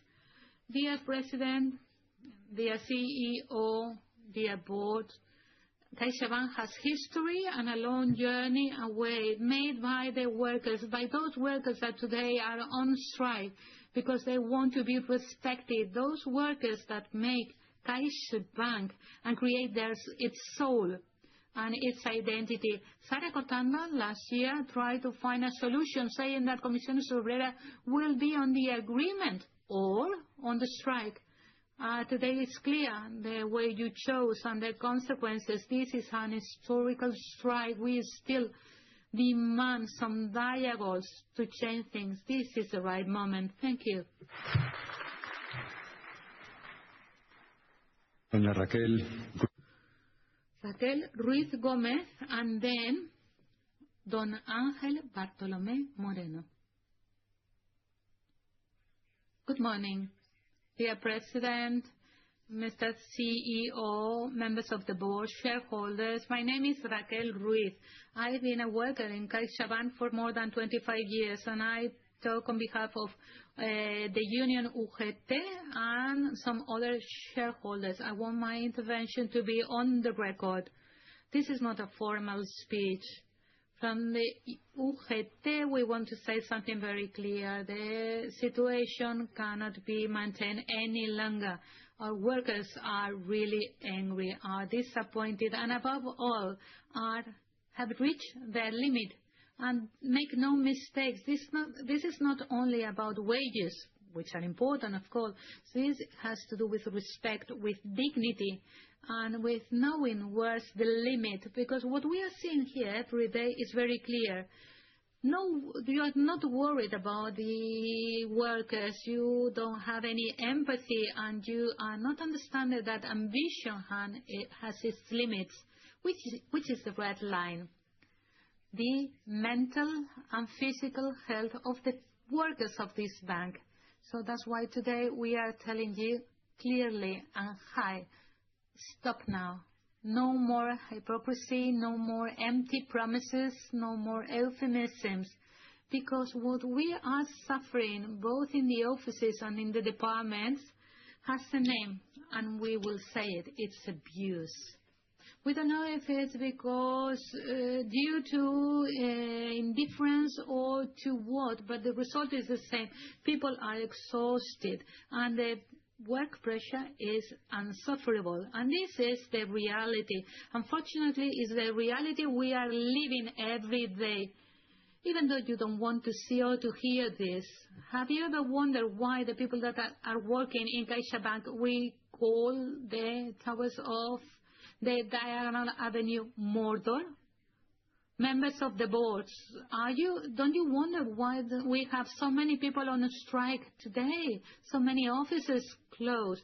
Aren't you thinking why UGT has asked for help to the Central European Bank to stop your greed? And this help seems to be coming. We receive a notification on the European regulator about the audit they are going to carry out. You are responsible to end with this situation. For ending this situation, you must make decisions, real decisions, specific decisions, decisions with an impact. Because as the rest of our colleagues said, without workers, you don't have any business. Members of our board, you are not judged today by what you say, but what you do. So we are going to vote against items 1, 2, and 6. Thank you. Muy bien. Tiene la palabra don Ángel. Ángel Bartolomé Moreno, and next, Doña or Miss Elena Serrano Beth. Thank you. I wish for my intervention to be recorded in the minutes. Chairman, members of the board, ladies and gentlemen, shareholders, good morning. I represent Acanatec Trade Union and many workers and shareholders that trust us. As you can see, our staff is really fed up, that is decided to have their voices listened. Every day, in every branch, in every department, thousands of professionals sustain this business with their knowledge, dedication, and work. And thanks to that collective effort, CaixaBank continues to beat profit records every year. But the staff has stopped today because these targets are far from reality and they worsen the climate every day. This cannot be at the expense of the health of all the workers. The survey of Acanasec about well-being said that 76% of the workers identified excessive pressure as the main problem, followed after 72% defining the targets unattainable. This is a diagnosis, a collective diagnosis, and maybe in November when we meet the company proposing different solutions, if you had heard us, we would not be in the situation we are in today. We cannot continue like that. Commercial pressure, constant supervision, constant follow-up, campaigns one after the other, and cuts one after the other make us see in the branches every day exhausted people, professionals with stress levels that are higher and higher, leaves on growing, and professionals feeling that the effort is never enough. And the question we need to ask is not whether the targets are achieved, because sometimes they are. The question is, how are they achieved? They are achieved thanks to staff that is highly qualified, committed, and responsible, thanks to which we can propose for some of you huge salary increases, while the staff is still working or fighting on the streets so that their health is not stolen from them. You just have a short-term vision, trying to get more profits without taking into account the real conditions of the market, and this generates the contrary of what you try to seek: lack of motivation, burnout, and loss of trust. This continued pressure affects the mental and physical well-being and health of the workers, and the labor climate, labor environment, also worsening the relation with our customers and weakening the project. But we do not want to just point out the problems, because we have proposed realistic proposals. We have offered targets that would be sustainable for all the year, tools that can generate a proper follow-up, reinforcing staff, covering the leaves, and resizing the teams appropriately, eliminating practices that generate added pressure, public rankings, constant comparisons, and this everything that makes us feel we are in a race every day. This should be a career that is sustained for all the year, and we also offer a generational replacement, helping new and young people coming in our institution with stability and helping others with decades of expertise leaving the bank. 4 months we have been trying to convey these proposals to the management with dialogue, but this only makes sense when there is real willingness to hear, to listen to us. This is why more than 15,000 workers joined the strike in the last time we summoned this. The situation has reached to a limit, and we need a change. You didn't listen to us, and this is why today, instead of celebrating the results we offered to our shareholders, we are holding this AGM in the midst of a strike, massively supported by our employees. This is really sad. Mr. Chairman, the staff is not the problem. The staff is the solution. Without staff, there is no business, and there will be no results, and there will be no future for this institution. This is why we are asking for something that is simple as well as necessary: respect. Respect for the work that we carry out on a daily basis, respect for our health, and respect for our professional dignity. We want CaixaBank to be leader, not only in results, but also in labor conditions, to listen to their people and understand that the business success and the employees' well-being are not incompatible targets, but they need to go hand in hand. But in order to do so, you need to be brave enough to recognize the problems and willingness to tackle them. The staff has already taken the first step, raising their voice, and will not stop if things do not change. Now it's your turn to prove that you are able and you are willing to listen. Thank you. Muy bien, doña Elena Serrano will now have the floor, and next Eliseo Martorell Bou. I would request for my intervention to be recorded in the minutes. Good morning, ladies and gentlemen, shareholders, members of the board. My name is Elena Serrano, Secretary of Organization at ESATE, and on my behalf and on behalf of the colleagues delegating their vote on us, this has been an extraordinary year, and we congratulate the staff that made this possible. Thanks to their work, one more year. One more year, and again, one more turn. What is the limit? What is the limit that you will continue oppressing this staff? When will you stop raising the targets? In the last 3 years, you have increased the insurance sales in 300%. I can only think of a couple of things that have a similar growth. One is the salary of Mr. Gortázar, and second, the willingness of the staff to leave this company. In any business school, it is explained that the targets need to be realistic and attainable to motivate for their performance, for their compliance. You will say that we always manage to get to the figures, and it's true. But how? How do we do so? Of course, it is not feasible to do so with good advisory to our customers. No, this is imposing different campaigns, and based on your needs, you will orient those sales towards one product or the other. All of this known and well recognized and authorized by the company. According to different business schools, this is the year of 3 C's. C for quality in Spanish. We understand that quality is also has to do with the staff that are working so hard every day, because you are not taking care of the staff. We get extraordinary figures of profit while we are staff mistreated every day. And C for labor climate. Here you have a lot of work ahead of you. We understand that the data that have not been published of the last survey will demonstrate the need for a radical change that is necessary so that we stop seeing pills against anxiety in the wardrobes of our colleagues. And C for growth in Spanish. We understand this is the bonus for the top management, the targets to be attained, leaves, medical leaves. The staff is today demonstrating, and it's saying this is enough. This is enough. Increasing targets on an ongoing manner. Stop changing the rules of the game constantly. Stop hindering us to manage to get these targets, and stop this pressure that is ending up with the health of our colleagues.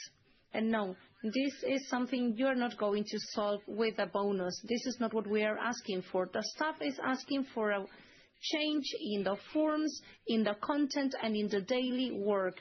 We ask loud and clear for you to put an end to this, or it will be the staff that will need to stop.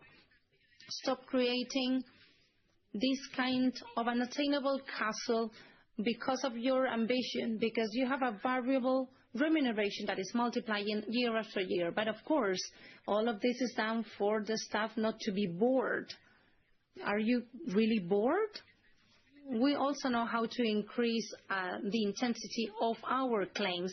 So please stop making this kind of comments on the press that only make us feel ashamed by our top management that is not with dignity. Stop multiplying your salaries in the top management and recover the sense of belonging of this staff. In order to do so, increase the dialogue with the trade unions, also discussing things to improve. You can start with a higher transparency at the central services, with a career and defined schedule, reduction in the challenges, better conditions for financing for the workers, remote working possibilities, vacancy systems that is also more transparent and without firewalls. We also request higher consistency to the top management of CaixaBank. This is time to stop looking to the other side. If you are concerned about the climate of this company, please get to work in order to create a better company where we all want to work in. No need, Mr. Cortázar, to wait until the next AGM to listen to our requests. Our door is always open. Thank you.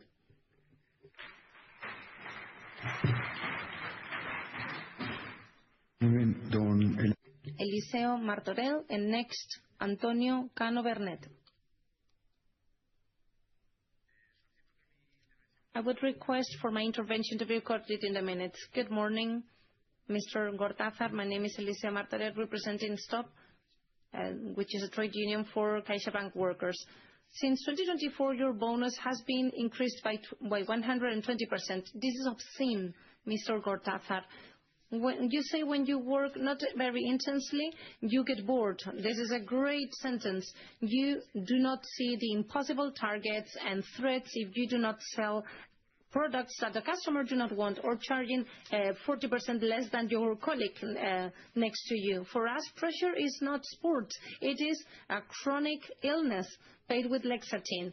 It is burnout. It is anxiety leaves that make us feel totally exhausted. For you to work well, you need to be motivated with millions. For us to work well, it seems that you're motivating us with the fear to be fired. We want to express our disagreement with the variable remuneration, introducing double targets versus the previous annual year without any increase in the staff and with a significant reduction in the variable remuneration. These measures, apart from increasing commercial pressure significantly, are generating a labor climate of burnout and anxiety that cannot be sustained in the short term without affecting performance, motivation of the staff, and service quality to the customer. More for less is always negative. You know who is not relaxed? Mr. Cortázar, the senior workers, or all those who started with us in 2012, or all those that feel an upper hand having 1,500 euros less a month while you are drinking champagne. You are asking us for more commitment, or you even give us less variable bonus if we are on a leave. And we have to tell the customers why we charge fees for everything. You have 14,000 euros a day, and this is what a worker needs in several months. It is admirable. You need to have a thick skin to distribute more than 2 million bonus while we are out of air. Maybe you think this is a problem of rounding up. It is not just the money. We are so fed up and so tired that it is a question of our health. You say that you need pressure so that you are not relaxed. You should try and live with our salary, and that we are claiming because otherwise, if we do not sell, our life will be hell. You cannot ask for that from a mountain of dollar notes. You cannot say there is no budget while you are getting 5 million. Your account must be excellent, but your humanity is in bankruptcy. Your salary is something that the market is demanding, the rise in your salary, but no, we are demanding consistency and respect. Maybe you are not worth for this position. You should inspire with your example, not with your banking account. You are a total failure in terms of ethics. So understand that the weight of this bank is not sustained by your bonus, but the total exhaustion of employees that cannot go any further.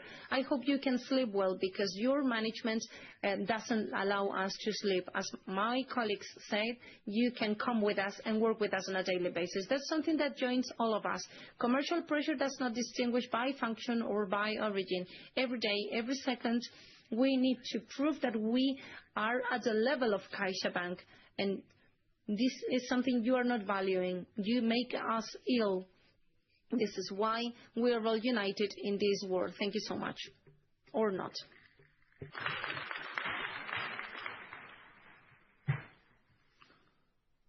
Don Antonio.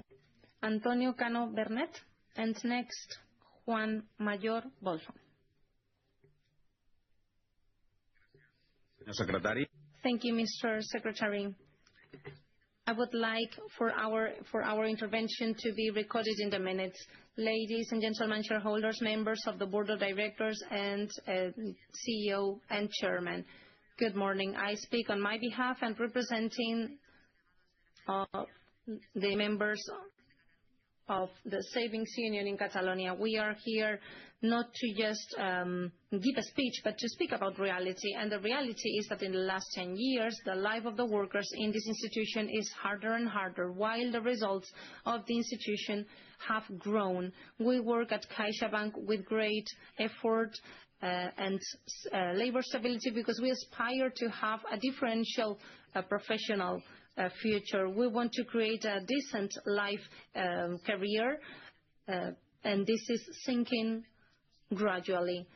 Tell me how it is possible that while you're presenting extraordinary profits, a significant part of the staff is living with a constant feeling that we cannot get to the end of the month. How is it possible that if you say you fight against inequalities, you allow for inequalities to grow in your own house? How is it possible that one of the workers in one of the main financial institutions in the company live with anxiety their working day and do not have the trust they deserve? They are demanded to have commercial practices that contribute to anxiety leaves and mental health leaves, because this is a reality. Commercial pressure is kept at unacceptable levels, and this is reducing our professionalism, and social guarantees have been reduced. For years, many rights have been alienated, which were part of the moral contract between workers and the top management, and these were a security for all of us. We speak about lifelong provisions at the pension system and the coverage that for decades were a protection for the family of the workers. Now this protection has been diluted, and even so we continue to be asked for dedication and to feel the sense of belonging and to feel proud about being members of this group. But how can we do so if we feel every day this great pressure and with these great differences when the salary increases do not cover the cost of life and lose competitiveness, when the revaluation of the provisions in the pension plan are at 0.75%, when these problems are just growing the premiums, especially in Barcelona and the Balearic Islands, when we have increases of 200% of the risk profile associated to your function, when the remuneration of the CEO will increase in 19.7% because you do not want to lose competitiveness, then what is the message behind? What is the message to the staff behind? Because what we receive at the branches, at the commercial teams is very clear. There are two speeds, two realities. One is presented in this auditorium in front of the shareholders, and the other one is represented by the colleagues outside this building. Maybe you are systematically forgetting about introducing into the strategic plan the correction mechanisms into it. Maybe you are forgetting the origins of this institution, because this started with a pension and savings bank, understanding that social justice needed to go hand in hand with the progress of this institution. It should be profitable but also sustainable and respecting our claims. So we, the workers of this house, do not ask for privileges, but something much simpler: consistency between the values that you proclaim and the decisions that you make.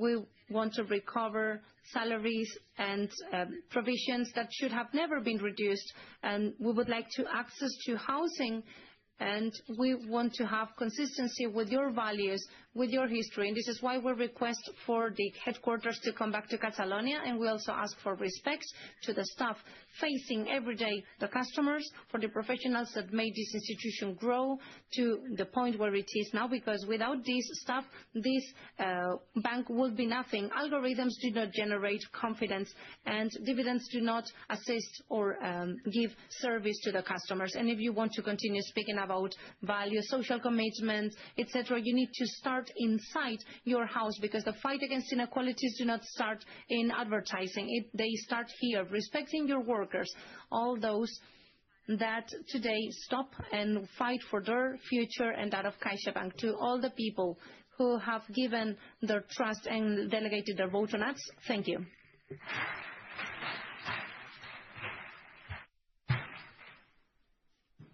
Tiene la palabra el señor. Now the floor is for Juan Mayol and then Mr. Juan Reynés Alomar. Good morning, Mr. President, CEO, members of the board, dear colleagues. I would like for my intervention to be on the record. I'm Joan Mayol, and I'm speaking on behalf of all the staff from the Balearic Islands. and the representative of the independent union in the Balearic Islands, which have been working for more than 43 years. Today, I will going to focus on the most important thing, the staff of CaixaBank, that every day fights and works so hard to achieve these historical successful results that today you are seeing here. 5,000 million euros of profit.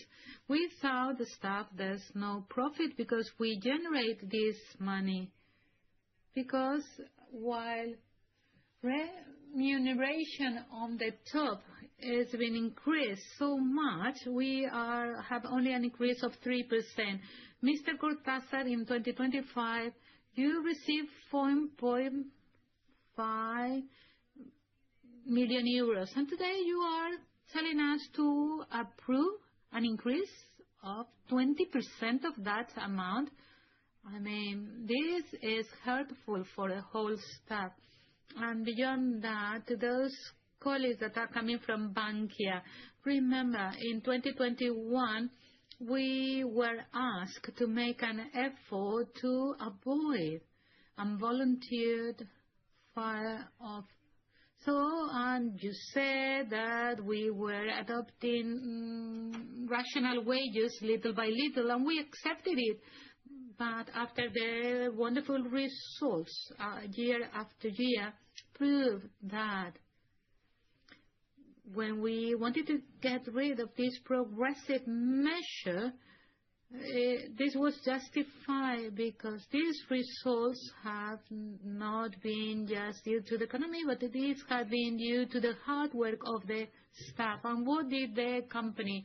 Dividends is giving dividends to the shareholders and before doing justice to their own staff.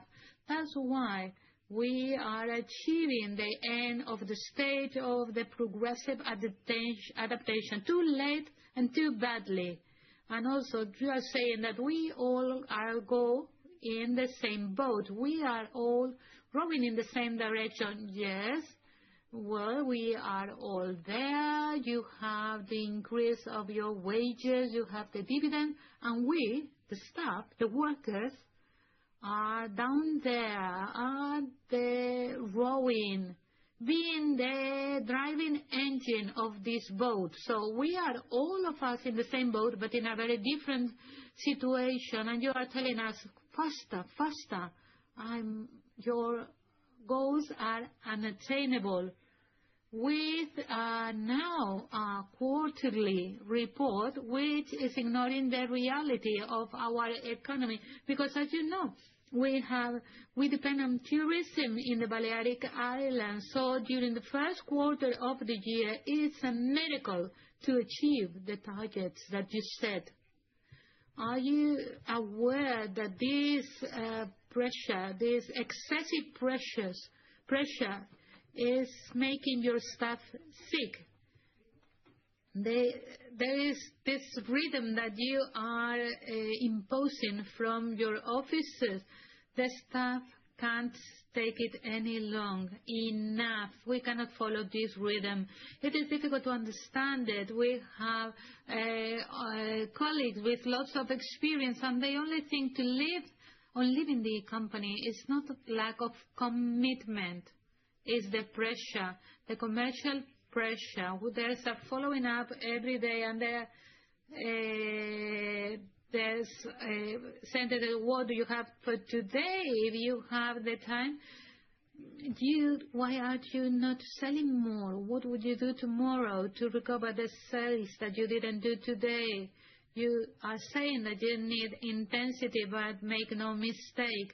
The staff is not bored. They are exhausted.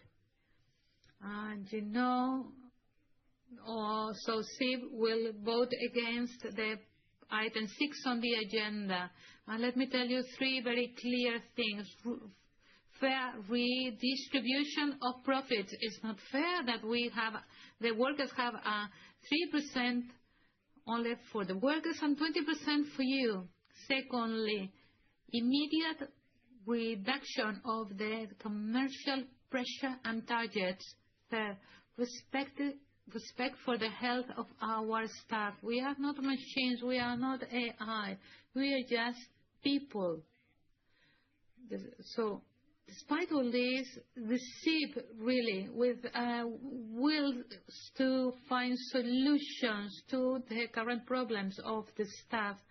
And then, all in all, I would like to make reference of our founder, Francesc Moragas, who said, "The work at the head, the people at your heart." Please be reminded, Mr. Cortázar, we, the workers of CaixaBank. Thank you very much for your attention.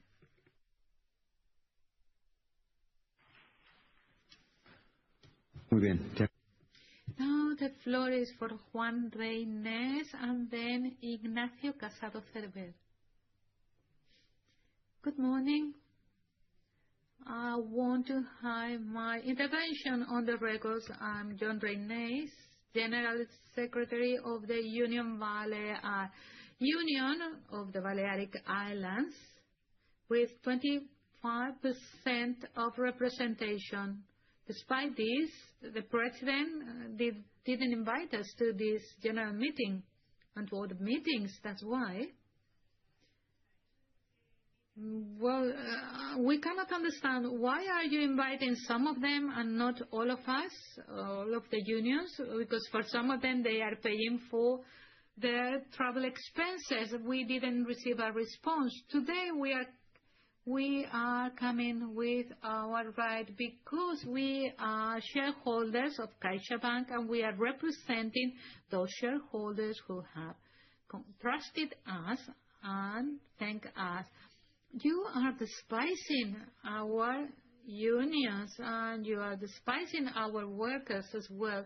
If making reference to John Morton, tens of thousands of workers are on strike today because there are many challenges and there's the pressure that has to do with all the staff. And if with this kind of strike, you are facing this strike because you cannot control your staff. I think almost all the offices in the Balearic Islands are closed. And we can prove that we are here today to fight. However, you, the top management, you will have saying historical strike, yes, against the things you are doing, which is not working well. Listen to our message. The challenges, the targets, the commercial targets that you are establishing are unattainable. And there are two demands. The situation, dear colleagues, is an absolute chaos. The problem is not only the high targets, but also the daily issues we are facing. As an example, I could tell you that many of the sales are not rightly accounted for as we were promised. We have to do many claims, not all of them successful. We are forced to change the different customers' points, things that we are not responsible for. The commercial model says that the reference would be the CMP. You, the managers, created a new model some years ago, and the managers do whatever they want. Are you aware of that? Is this a standard of practice? This is normal. There are so many things to change. If you really want to change them, please listen to your staff if you want a better bank. All in all, we will vote against the increase of your wages to the 20%. I mean, it's amazing that you are asking for this increase with the offices closed because there is some strike. I think that Mr. Cortázar will have some responsibility in this strike. I mean, it's incredible. It's shameful that what you are requiring here. But let's see, dear directors, if we do the same work that most of the staff are trying to leave us. So many claims you have. In your case, Mr. Cortázar, there are some other CEOs that take care of their staff. What do you do after today? That is the second general strike during your history, and those are only two general strikes of CaixaBank. And as you say that you have worked with the unions, are you proud that in CaixaBank we have different classes of employees, because in 4 days times then we will have the end of the integrated plan for the staff of Bankia. But there are so many things to do. Don't worry, there are so many things to do. Please do something once and for all to solve this problem, because every single year we have to come here to remind you. Dear colleagues, thank you very much for this historical day, one day that you will remember as a solidarity day, as a joint communion in which we are respecting our commercial network. Thank you very much. Now the floor goes to Mr. Ignacio Casado and then Mr. Carlos Alberto Guerrero Naranjo. Any system you create without us will be destroyed. We warned you before. Nothing you built without us has lasted. Listen to this while you are so happy and gloating about your profits, just taking advantage of the work other people do. Listen once again. Anything you create without us will be destroyed. You threats, you have pressure, you have files, you have claims, you have been people, you have targets and some unions. It is called outside, but please be reminded, any system you create without us will be destroyed. The foundation, the pool, they have the HLS, the store, Q1, Q2, Q3. You can invent as many things as you want, but any system that you create without us will be destroyed. Yes, many of you are clapping here with the suits, and you have some, I don't know, memorabilia regarding you. You are taking advantage of everything. You travel in first class. You are enjoying all the luxury that is paid by our hard work and anxiety. Listen to this. Any system you create without us will be destroyed. You have our time. You have our bread. You have the childhood of our children, because we are afraid of being hungry. You have our health in your hands. But be aware, because there's not so much to earn, and you are beginning to have a lot to lose, and nothing that you created without us has lasted. Listen to me. Once again, any system you create without us will be destroyed.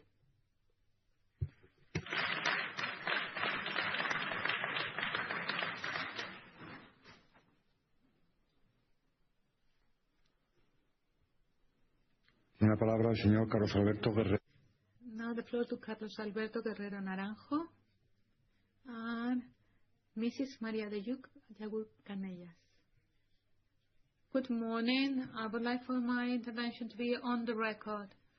Dear President, dear directors, shareholders, dear colleagues, this year I want to say thank you to all our colleagues and the workers of CaixaBank, because we have been having a profit since 2022, the 5,891 euros of profit after taxes.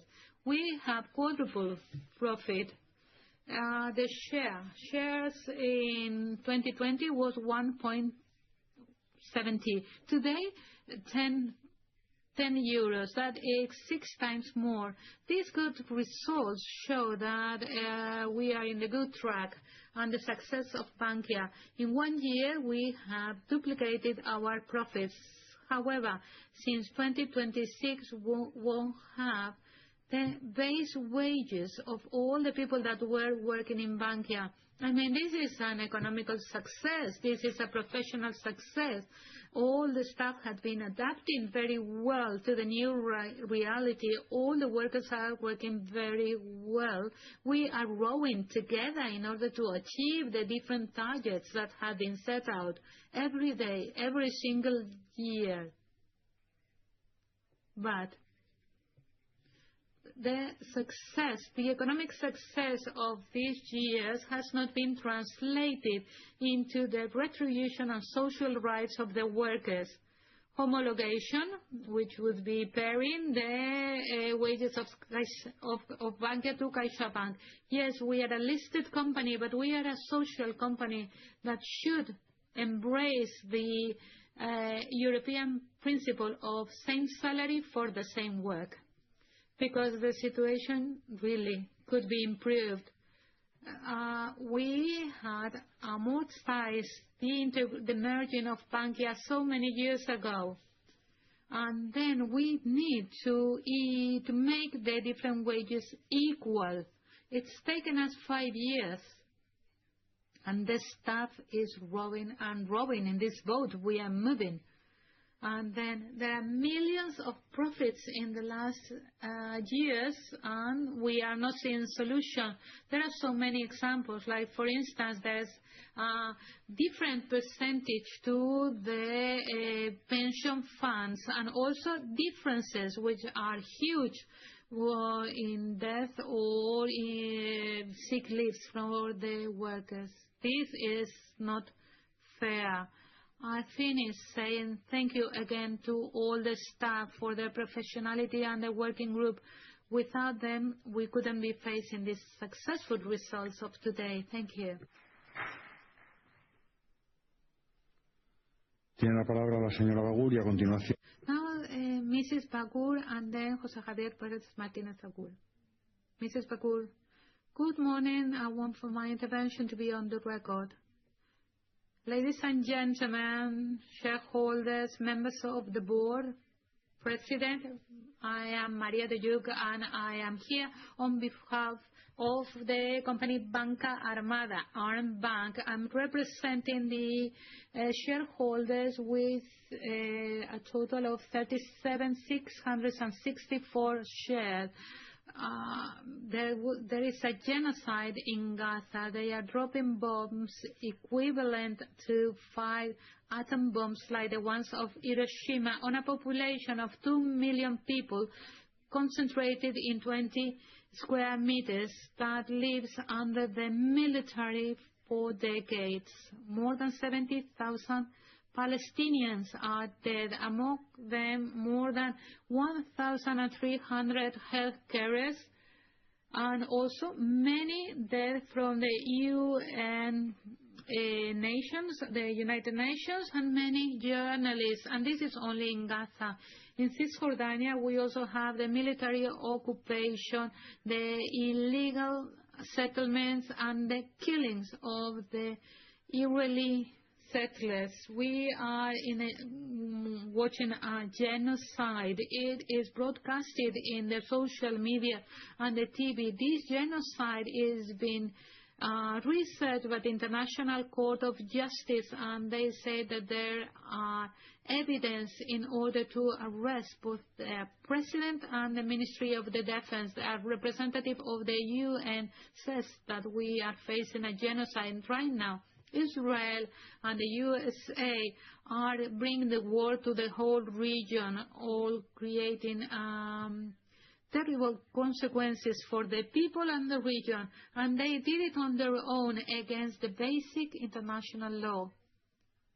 In the face of that, one should wonder which has been the contribution of CaixaBank in increasing the military capabilities of the Israeli army and their war crimes. As we said last year, and we already make it clear in our report on Gaza on the Armed Bank, CaixaBank has financed and still is financing factories of weapons. We are supplying weapons to the Israeli army, and this army is using these weapons to to kill people. Specifically, between 20 and 24, your bank has provided $110 million to Boeing, who is responsible to manufacture planes, missiles, and some other weapons that had been exported to Israel. And this country is using these weapons in genocide crimes and war crimes qualified like this by the International Court of Justice. Which is your role in this illegal occupation? Another report, more recent report, published by Bondi Education, documents all the financing of companies that were from illegal settlements against international law. In fact, Francesca Albanese from the UN in her 59 report has already warned us, talking about the financing companies and the importance on the occupying strategies. So CaixaBank has been giving loans to those companies with a value of more than $3,000 million between 2023 and 2025. On the other hand, it has investments in these companies for more than $2,800 million. CaixaBank is financing companies that are participating in this genocide. All in all, more than $6 billion. Those companies are in the list of the United Nations who are doing activity in the unlawfully occupied Palestine settlement. This list includes 7 Israeli banks. And we ask you, are you having commercial relationships or any business activity with any of these banks? And you might wonder, what responsibility has CaixaBank about this? Well, if you finance these companies, CaixaBank does participate on the benefits and the profits of these companies that they get by war and killing people. And so they get this private financing. Without this finance, Israel wouldn't be able to follow on with the genocide. With this more $6 billion, CaixaBank and their managers are responsible for the genocide of the Palestine people. The profits that you get from them are stained with blood. What do you want to do about this? Mr. President and directors, till when will you profit from the genocide and the occupation of Palestine? We've been denouncing this for 20 years and the war in... Until when do you want to continue financing this and other weapons company? From Banca Armada campaign, we claim one more year that CaixaBank stops financing these companies arming Israel because it makes you complicit in these war crimes. If you could please finish, because you have exceeded your time. Your words will mean nothing because it is already clear what we have said. Arms financed by you that have been used in crime, in war crimes. Will you take any specific measure? Thank you.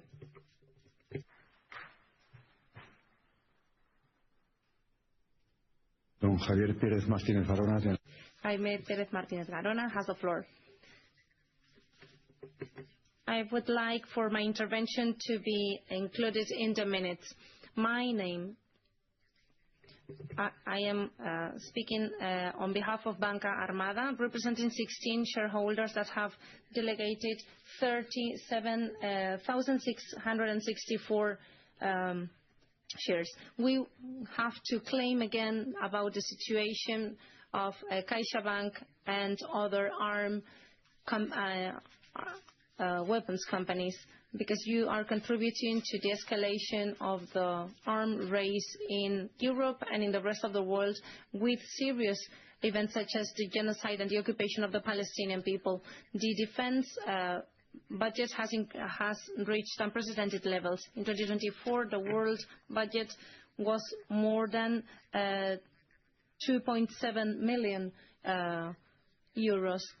The United States is pressuring the OTAN, the NATO members, so that we continue increasing our budget for arms and weapons.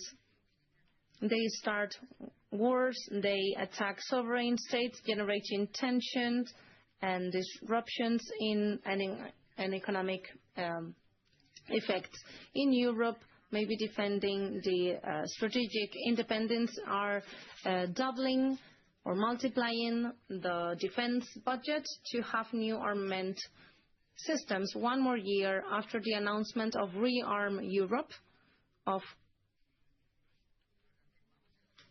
800 billion euros, we are convinced that this is a strategy to only benefit the military industry. Far away from making the world a safer place, we can see that this armed conflict against Iran is increasing tensions globally. We see that investing in these kind of companies of war seem an excellent option to get rich. But don't you think that this is unethical? What is the role of CaixaBank in this situation? The financial sector has not stayed aside of the flood of millions that will come thanks to this. CaixaBank has been financing the armament sector, as we have been claiming for so many times. Apart from the legal or ethical considerations, or without taking them into account, your bank was in the third position of financing military companies, only behind BBVA, and the 91st position worldwide. In the last few years, CaixaBank has had record profits thanks to their financing in the military industry. You're announcing 5.8 billion euros, but if you take a look at the period 2022-2024, we can see how you have financed more than $480 million in weapons companies, and every year we see more and more financing to the armament sector. These are large armament companies at international level that have been benefiting from your support, such as Airbus, or in Spain, Indra, Navantia, EMED, Air Nova, or Sidenor. These companies sell weapons to countries that are in an armed conflict and that violate human rights systematically, such as the Arab Emirates. We need to mention the Sidenor financing, whose managers are being investigated by the courts for selling weapons to Israel and, of course, not following the royal decree to stop providing armament to Israel. What are the consequences of this financing? The rearmament of Europe is generating a higher risk for direct confrontation between powers and generating lack of stability all around. This is a fact, as we can see in real time. In the face of all of this, members of the board of directors and Mr. Chairman, our question is clear. Until when will CaixaBank continue generating profit thanks to human suffering and instability caused by wars? Do you think, or are you planning to continue investing or financing in these kind of companies? War and rearmament are not inevitable. They are the result of political decisions and economic decisions where your bank is playing a key role. 3 out of every 4 arms in Europe wouldn't be produced if it weren't for the support of entities or institutions such as CaixaBank. We invite you to reflect about the type of world you want to live in and you want to build with your profits. You cannot have your hands stained with blood. We need to demand transparency and we need to say no to war. It is urgent that CaixaBank stops benefiting from the business of weapons, and otherwise we will continue to be here claiming about this kind of collaboration with the armament industry. Thank you. Muy bien, si los datos de la mesa. Okay, if my details are correct, we have stopped or we have finished with the interventions on site. We are now going to read the 3 online interventions. We're going to read them now. First, we have Antonio Valle Rincon. Good morning, Mr. Chairman, Vice Chairman, and rest of the members of the board. My interventions are always in the sense of thanking the work of all the people being part of this bank, from those who are behind a desk in any branch around Spain, as those who are sitting on the board of directors. And with the management, an excellent management, we have these 5,891 million euros in profits. As I said in the last year, I was hoping for my retirement and to have livestock business, having cows giving me milk, and this has been a reality. The cow is CaixaBank and the milk is the dividends. So I would like to thank all of the workers participating in this great institution, and I would also like to mention those who are part of this great private banking team in Jerez de la Frontera that give me an excellent advisory, without forgetting all the veterinarians that are members of this team, making this institution to be healthy. I would like to thank Mr. Chairman for his first year with such great and excellent results. I would like to recognize the new policy for dividend payout in November, plus the supplementary approved by every year by this AGM. And this will be twice a year, which is something we thank you for. And as I said last year, to this board of directors, you have in your hands a great bank with great reputation, with great workers, and I truly hope you continue in the same line so that we continue to be stronger and more efficient. The road is difficult, but I know you will attain this. I do not want to forget the Foundation La Caixa, which continues to be a reference shareholder with thousands of volunteers managing to have this better society in a better world and giving more opportunities to those who need it most. Mr. Tomás Muniesa, Vice Chairman, the rest of the members of the board, thanks for boosting this bank to the first positions, and you have my support and recognition as a shareholder to those of you who are members of this bank. Greetings, Antonio Valle Rincón. Now let us move on to the second intervention by Ángel Arévalo. This intervention contains certain terms that is disqualifying or a bit offensive, so we will read it, but allow me to ask you to stop using this kind of terms. Good morning, Mr. Chairman and directors. My name is Ángel Arévalo, and I have more than 9,000 shares of CaixaBank. I am shareholder for many years. In 2022, I had a claim against me in the bank and because of harassment.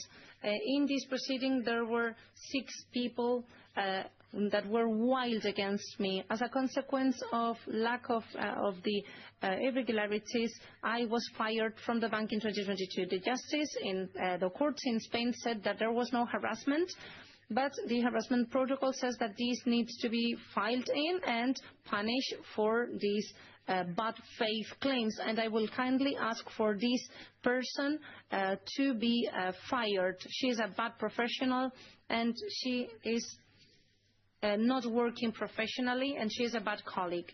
And there were 2 human resources people from Castilla y León saying that she wanted to start working in human resources, and because she was not transferred to this department, she was recommended to file a harassment file against me. So there was no presumption of innocence. I could not access to this claim against me, and they wouldn't even check the reality or the truth in her words. They wouldn't respect the harassment protocol, saying that if there is no harassment, these proceedings should be closed, one of them without any kind of labor expertise. And who has hired this person? And the person signing up my letter to be fired, he is also charged for bribery against a civil servant. So I was fired. and they wouldn't attend to the court hearing where they had to be. They are not complying with the code of ethics of CaixaBank. And I also ask, these two people are making per diems for not going to the court to speak, so I ask for justice and redress. I do not wish anyone going through the hell I have been through. They are dangerous, and I would also like for you to investigate the whistleblowing channel at CaixaBank, because we need to investigate the matters properly, and you need to have a justified response, because they are not complying with the code of ethics. I see some workers are on the strike because of the trade union, but we have to work. We work by targets, and you fight every day for your targets. What are they claiming about? What are they reporting? I wish they would all be owners of more than 10,000 shares of CaixaBank. I would like my intervention to be recorded. We will now read the last intervention that was sent online remotely, and once this is read, we will finalize the list of interventions also attending online. Vicente Enrique Durban. He requests for his intervention to be recorded in the minutes. Good morning. I would like to thank you for listening to the minority shareholders who are at the same time customers of the bank. I truly believe that our experiences can offer a valuable perspective that could go unnoticed sometimes. I would like to congratulate for the improvement of service in the last few years, mainly in solving technical issues and in improving functionalities online.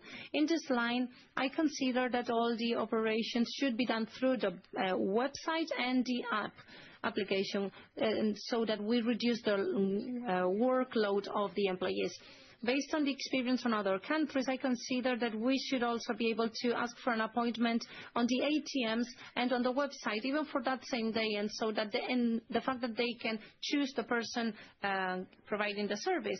And this should be done, for example, reserving 1/3 of the full schedule of the day to be assisted by a person with this prior appointment with a minimum period of 15 minutes.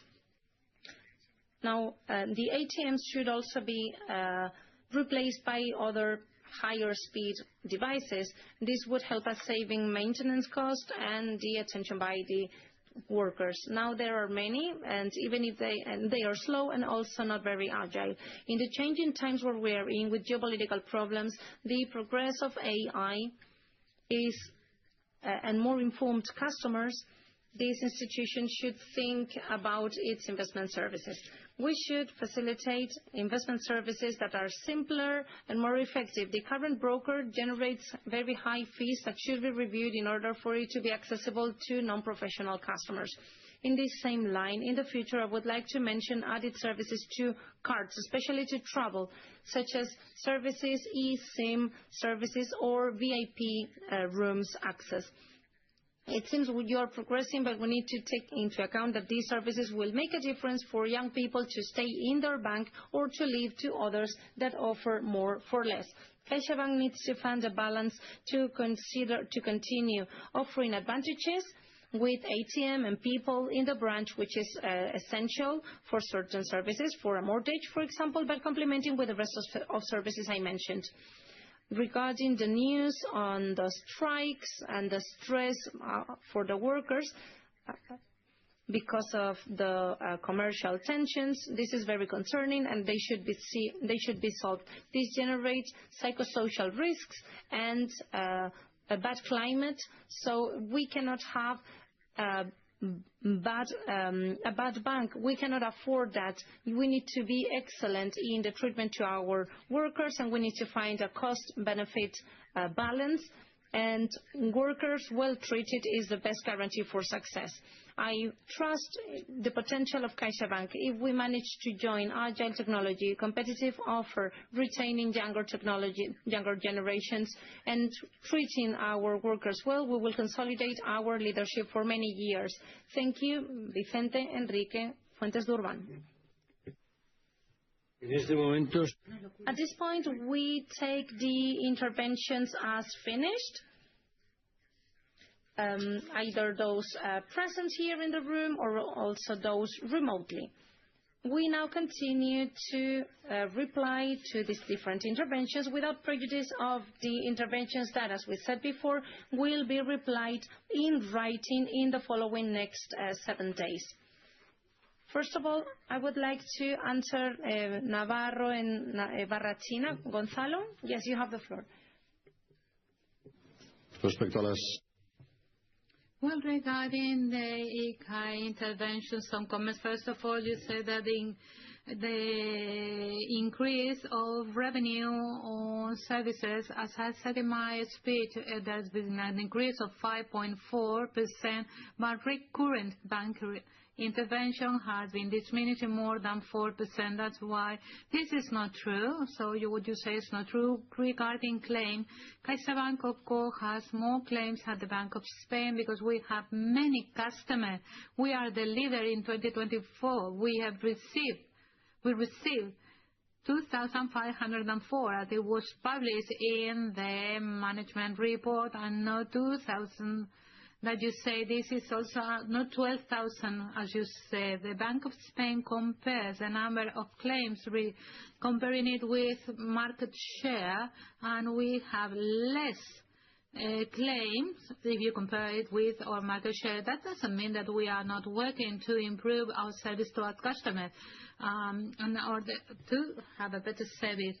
We are really interested, this board is interested, and the whole group, to give the best service possible to our customers. And being honest, in the last 2 years we have many initiatives with these priorities that are, and we are seeing some results because we are seeing that quality indicators, both internal and internal level or external level, are giving a very good result. Also, you've been mentioning the digitalization of our industry, and there were some of the things you say, I think, that don't have anything to do with us, because if a financial entity doesn't want to leave anyone behind, it's CaixaBank. Our model is inclusive. It's in our DNA. We have 20 million customers. We want the best digital channels, but also the best offices, on-site channels. We have many elderly who are customers, more than 4 million, but of course many others who are digital but also want to use our offices or some different means to talk to different managers. We have more than 3,000 municipalities with offices, and we also have not only that coverage with offices, but also with some tools which are mobile offices that reach some rural areas. We have a commitment that we won't leave any municipality, and this has been made public, and we are the only financial entity present in so many municipalities. We've been working there. This has been giving results, and some other entities are clearly abandoning some municipalities, but we won't do this. Any question about the law 10/25? Yes, we will comply with the requirements of this new law that regulates services to customers. But regarding financing entities, since 2004, we have our own guide issued by the Bank of Spain, aligned with the requirements of the new law. So I can really confirm that we are going to comply with this law. And also to say that there's support to customer support is different from the commercial services as required by the current legislation. Thank you very much. Now we are going to reply to the interventions of the unions and of Mr. Guerrero. Regarding, just to be efficient, we will reply to all of them at the same time. We are fully aware of the importance of the health of our workers. Any concern regarding this has to be, of course, listened to and talked to in an institutional dialogue.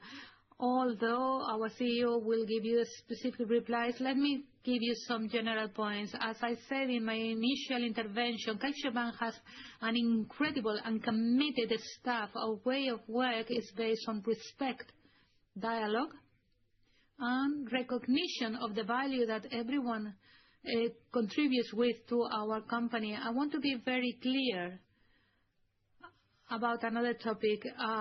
There are no place for polite interventions or any violence. If we have an issue, we have to act immediately.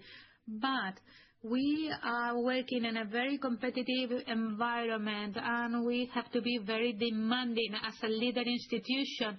But being demanding means having clear targets and being focused on the customer, always with a healthy and professional relationship with our teams. I want to remind you that even in the difficult times, we always achieve agreements with the unions, and this history proves that the serious and responsible dialogue works, and that our staff is and will be one of the main assets of CaixaBank. As an evidence is we have the best working conditions of our industry. That's why, being this year of union election, we will listen to all your demands with respect from our institution, because we are convinced that cooperating historically with the unions is the way forward. In fact, we have invited to this meeting to all the unions which have a representation of more than 1%. Regarding the payments to our CEO, let me focus on the general vision of this proposal based on a several-year recognition of the commitment and leadership that CaixaBank needs. His direction has been determined to reinforce profitability and the transformation of our group, as well as moving forward in our strategic plan. What our proposal follows the comparative analysis that our entity uses and reflects an objective reality. The wages of our CEO, especially on the variable component, still has to join some comparable entities, both at European level and at the IBEX 25 level. We have to combine this and to compare his weight, and so we have find a balance between the responsibility and the payment. And what we want to do in this way is to keep our talent in this demanding environment. Then I want to say that the main advisor at international level have been pro this proposal. So this proposal is like a standard proposal at European level. Let me finish with a personal comment. The leadership of our CEO has been an asset, and it is an asset which is fundamental for our entity. To have Gonzalo is one of the strengths of CaixaBank. Gonzalo, if you want. Not to this comment. Thank you. Well, just want to say thank you to all the intervention of the union representatives. I want to begin for the things that join us. First of all, thank you to all the workers. We share that gratitude. We share the respect. We share the gratitude for the work they carry out. Secondly, the commercial targets, goals are very ambitious. Yeah, we agree with you. There's a high workload. Our staff works very hard in order to achieve the goals. Yes, we agree that. And also share the will to talk to you. Our door is also open. It's been always open, and that's the way we have been doing that in the past and in the future. I would also like that, well, there have been many interventions, but some of the statements should be a little bit clarified. Sometimes we've heard that the business challenges in insurances a rise of 300%. That's not right. This has not been done properly. Please do talk to the human resources and we'll tell you that there's been an increase on the targets, but that's not the proportion. Having the targets every quarter, this is standard in the market. We see that some of our competitors even have every 3 months. The net profit has increased 1.8%. That is a result just a little bit above last year due to the economic environment. The retribution of our staff has been increased by more than 6%. So you can see that this is of the public knowledge, and you can check that. And I'm very, very happy that we are transparent and our staff really deserve this increase of the 6%. We have talked about social benefits. Our pension plan is the biggest in Spain. We have more than 8,900 million that we manage, and we are offering benefits to our staff. In 2025, social benefits have been 515 million euros, including that 8.5% on the salary contribution, on the salary to the pension fund. So it's something that our staff really value. This pension fund has a very good performance, 5% yearly performance with a wonderful management. It's one of the pension funds that works better. We have covered many vacancies. We have hired 4,300 people to cover vacancies. Of course, we are doing what we have to do, supporting staff when there's a need. Of course, not all of them have been covered on the next day with the right people because that's statistically impossible. But we try to do our best, and we always solve this in the end, and that's the way we want to work. You talked about an opinion survey. We have a survey that indicates that the staff is more satisfied than before. That doesn't mean that we don't have to work very hard, but I think that the message is that we are on the right track. They see that we are a very competitive company that contributes to the financial welfare of the society, and also we are non-discriminatory. There are social benefits. There's a recognition by the managers of the works that people feel safe, that we have stability in the different positions in CaixaBank. All this has been recognized. This doesn't mean that there's not room for improvement. Of course, there's always room for improvement, and then we'll do after the strike today and the interventions. Commercial challenges and targets, yes, they are difficult. So we agree with that. Some of the union representatives say that during the last years we have achieve all our targets, and we are more than 100% of our commercial targets. But this means that our challenges are attainable. So we achieve them, so they are possible. Then some last comments regarding what the President said. The success of CaixaBank has been based on the high level of professionality and being quite demanding. And our staff also wants to be a benchmark in the market. Challenges, of course, will be ambitious. Secondly, technology that we already have and the one we are implementing. That will allow us to be more productive and to get rid of many of the work of the administrative workload. We are doing a lot every day, for instance, preparing the commercial interviews with AI, but also we have an agenda for the year in which we will be able to offer that technology to our workers so they can be more efficient and they can get rid of some workloads which are bureaucratic. That will mean that we have the best paid workers because we are the more productive. If you just do the opposite and we are not so productive,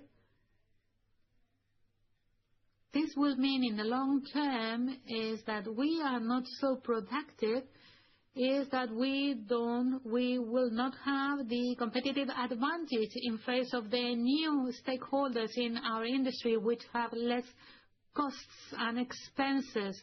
So we have to be more productive. Then we are demanding, but being demanding has to go hand in hand with the trust of our team. We have been reinforced for the biggest financial crisis during the last decade. That's been the pandemic, and we have been successful there. That we did the biggest banking merge in Spain, and all this, of course, as directors and also as managers have to make us trust our staff, our workers, and we have to demand, and we have always as managers to trust our team and to give them the autonomy they need to achieve their goals, and of course to be polite. And if you see that this is not working or something is happening, tell us, because we want to do something about it. Regarding today's interventions and the strike that we've seen today, our door is open. We want to talk to you. We want good communication regarding the commercial target and any other topic. Always being demanding, but also trusting our extraordinary staff. Thank you. Now we'll reply Mrs. Baguria and Bank Perez from ARM Bank. Excuse me. Also, I wanted to say something to Carlos Alberto Herrero, specifically for him, if I'm not mistaken. Just to add that I want to say thank you of the success in the merging of Bankia.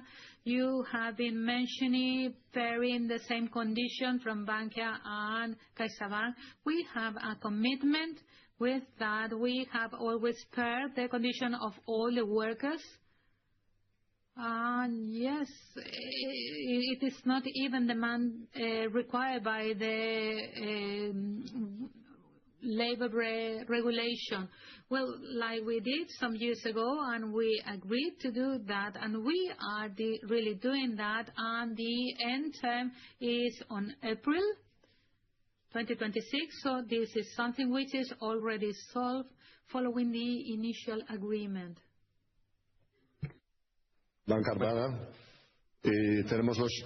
ARM Bank. We have two interventions regarding ARM Bank, and I would like to address them because these are recurrent in this meeting, and so our response is in line with what we always said. We are committed to the human rights. This is a structural commitment. It's in our DNA, and of course we follow the international framework, which are the 10 principles of the United Nations: responsible bank, responsible investment, and sustainability in insurance. Those commitments lead all what we do. Regarding the defense industry, our principles are public and transparent, and you can see it on our web pages. Everything is published, and it establishes the red lines. It establishes the limit. None of our companies has relation with any company who's selling weapons to any countries that are fighting. We only work with companies that comply with some requirements in order to be sure that we know who we are financing. None of our companies is financing any armies in places where there is a breach of the human rights.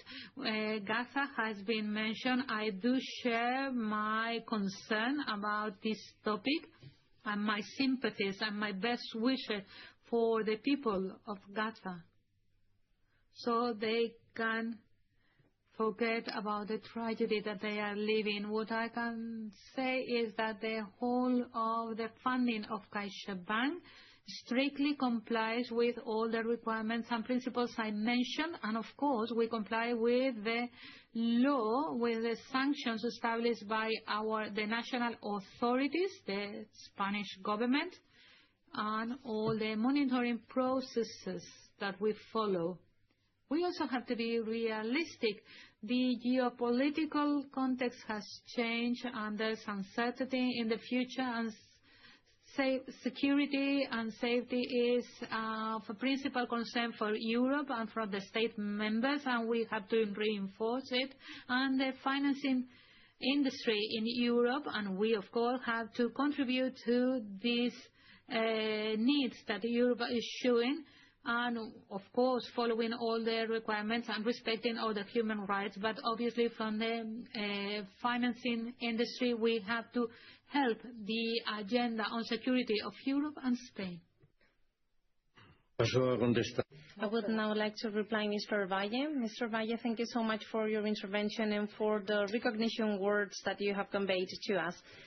As I said in my initial statement, the real engine of this bank is its people. This is why I especially think your evaluation about the daily work of our staff in the branches and in all the teams that sustain the functioning of this institution. Your comments encourage us to continue working with the ambition of offering an excellent service and keep the robustness that is key for us, as well as for your recognition of the dividend policy and the Caixa Foundation. For us, this is an essential pillar. I truly thank you for your support and your trust. Our commitment is to continue progressing with responsibility and with the idea to continue serving our customers, shareholders, and society. In response to Mr. Arévalo, Mr. Secretary. Yes, the intervention of Mr. Arévalo proposes two different things. First, he's speaking about the circumstances of when he was fired. This was in the courts under the competent authorities with a final decision. We are not coming into evaluating the court decision. This is a favorable decision that CaixaBank has accepted, and this is something that is finished. Second, Mr. Arévalo proposes a series of complaints that he has presented in the whistleblowing channel, where he complains about all the facts that he has narrated in his intervention. And I would simply like to say that if that is the case, I would like to guarantee Mr. Arévalo that all his complaints are well known by the institution. This channel deals with all the complaints, but we have a confidentiality duty and we cannot evaluate or promote the confidential whistleblowing channel. Finally, the reply to Mr. Fuentes, Gonzalo. Yes, Mr. Fuentes, I would like to thank you for your intervention and your suggestions. We love to hear that there are shareholders who are customers and who are involved and that give us their opinion about the evolution of the company. This is very useful. These recognition words are motivation for us too. And of course, it seems you perceive progress in different fields, service quality, the use of technology, and it also confirms that we need to continue working to cover these expectations on service level. We have the ambition to be the banking institution with the best on-site service and with the largest branch network, but also with the support with the best technology to our customers. And this is something we're working on and we will continue to do so. In order to do so, we need the best staff possible, which we have, and also a high level of degree and the necessary investment in technology. And this is something we are working with in these last few years. There are many specific suggestions that we will send to the quality department and to the rest of the departments involved so that they can include in the plans those suggestions that may fit into our plans ongoing. Thank you, Mr. Fuentes. Next, we will read and approve the resolutions. I give the floor to Mr. Secretary. Given that the information and documents regarding the motions for resolution for this AGM have been made available to the shareholders according to Article 9 of the regulations of the AGM, unless anyone demands so, we are not going to read all of them fully. We will give a summary, maybe giving context if needed, with the proposal of the corresponding report. As we have previously informed, we would like to tell you that the voting procedure after the reading of the summary for the motions for resolution, according to the regulations, the chairman will declare the agreements as approved if it's checked that we have had the necessary favorable votes, without prejudice of the detailed information result of the voting that will be published later on the corporate website according to the current regulations in force that will be included in the minutes of this AGM. We ask the shareholders and those representing the shareholders to express votes against or abstention to all of the items in the agenda. If you haven't done so, go to the desks at the back of the room so that you can do so after reading the summaries. At the same time, we ask the shareholders and proxies that are attending online to this AGM that wish to vote the different motions for resolution to do so through the link provided at the platform for remote assistance or attendance until this voting is finished. So let us continue the items 1, 2, and 3 of the agenda. We propose the approval of the individual and consolidated financial statements and their respective management reports for the year ended on 31st December 2025, audited by the auditors. At the same time, we also propose the approval of the consolidated non-financial information statement for the year ended on the 31st December 2025. At the same time, we propose the approval of the boards of directors management during the financial year ending 2025, and with all the details that you have, that is including the supplementary dividend on the 9th of April. On the third item, we propose the re-election of the company's accounts auditor and its consolidated group for the financial year 2027, PricewaterhouseCoopers, according to the recommendation of the audit committee. Fourth item, re-election and appointment of members of the board of directors. Re-election of Tomás Muniesa Arantegui, re-election of Eduardo Javier Sánchez Irazu, also appointment as new directors Ana María García Fau, and have the ratification and appointment of Pablo Arturo Forero Calderón. And we state that these appointments will take 4 years, and the appointment of Ana María García Fau is subject to the verification of suitability by the European Central Bank. At the same time, we inform that all these proposals for re-election and new appointments will keep the number of 15 board members. So if there is a vacancy, this will be covered by the cooptation system by the board or by a new proposal to the AGM. Fifth item in the agenda, we have different financial aspects covered. First, a capital reduction of the share capital and the delegation to the board of directors to issue securities contingently convertible into shares of the company or instruments of a similar nature for the purpose of meeting regulatory requirements. In the sixth item, we have remuneration, setting the remuneration of the directors, and approve the amendment of the remuneration policy of the board of directors. With these two agreements, we will also like to establish at 5,150,000 euros the annual amount for the remuneration as a whole for the directors. At the same time, we propose to modify the policy for the remuneration of the Board of Directors 2025-2028 that will replace the previous or the current policy 2025-2028 approved in the last AGM with a prejudice of the effects produced and consolidated under its validness. Apart from this, we propose to approve variable components in the different remunerations to the directors and the maximum level of remuneration, variable remuneration for the employees that have an impact on the risk profile of the company. At the same time, we would also like to bring to voting the annual report on remuneration of the board members, which is available to all the shareholders. Seventh item in the agenda, that has to do with authorization and delegation of powers to interpret, correct, supplement, implement, and develop the resolutions adopted at the AGM.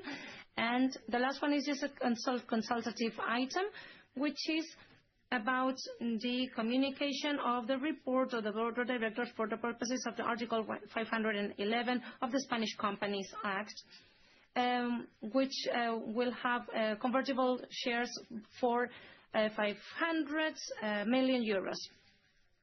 You know that we need to speak about certain sanctions according to the law, but this time there is no need for that according to the law. We continue.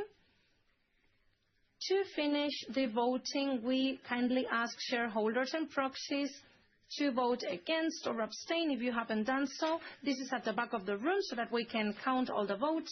If you are remotely, do so through the platform of remote attendance. At this point, I declare the period of voting over for all the motions of resolution regarding all the items in the agenda by the shareholders and proxies representing other shareholders attending to the AGM either on-site or remotely. They have all been approved by the necessary majority according to the law. Mr. Secretary, for technical reasons, due to the fact that we are holding this meeting on-site here and simultaneously remotely, the calculation of all the votings will be done taking into account both cases, on-site or online, and this will be published on the corporate website in 5 days after this holding of this AGM according to the Spanish corporate law. And it will be included in the minutes of the notary. We take this AGM as finished. Thank you so much for your attendance and see you next year.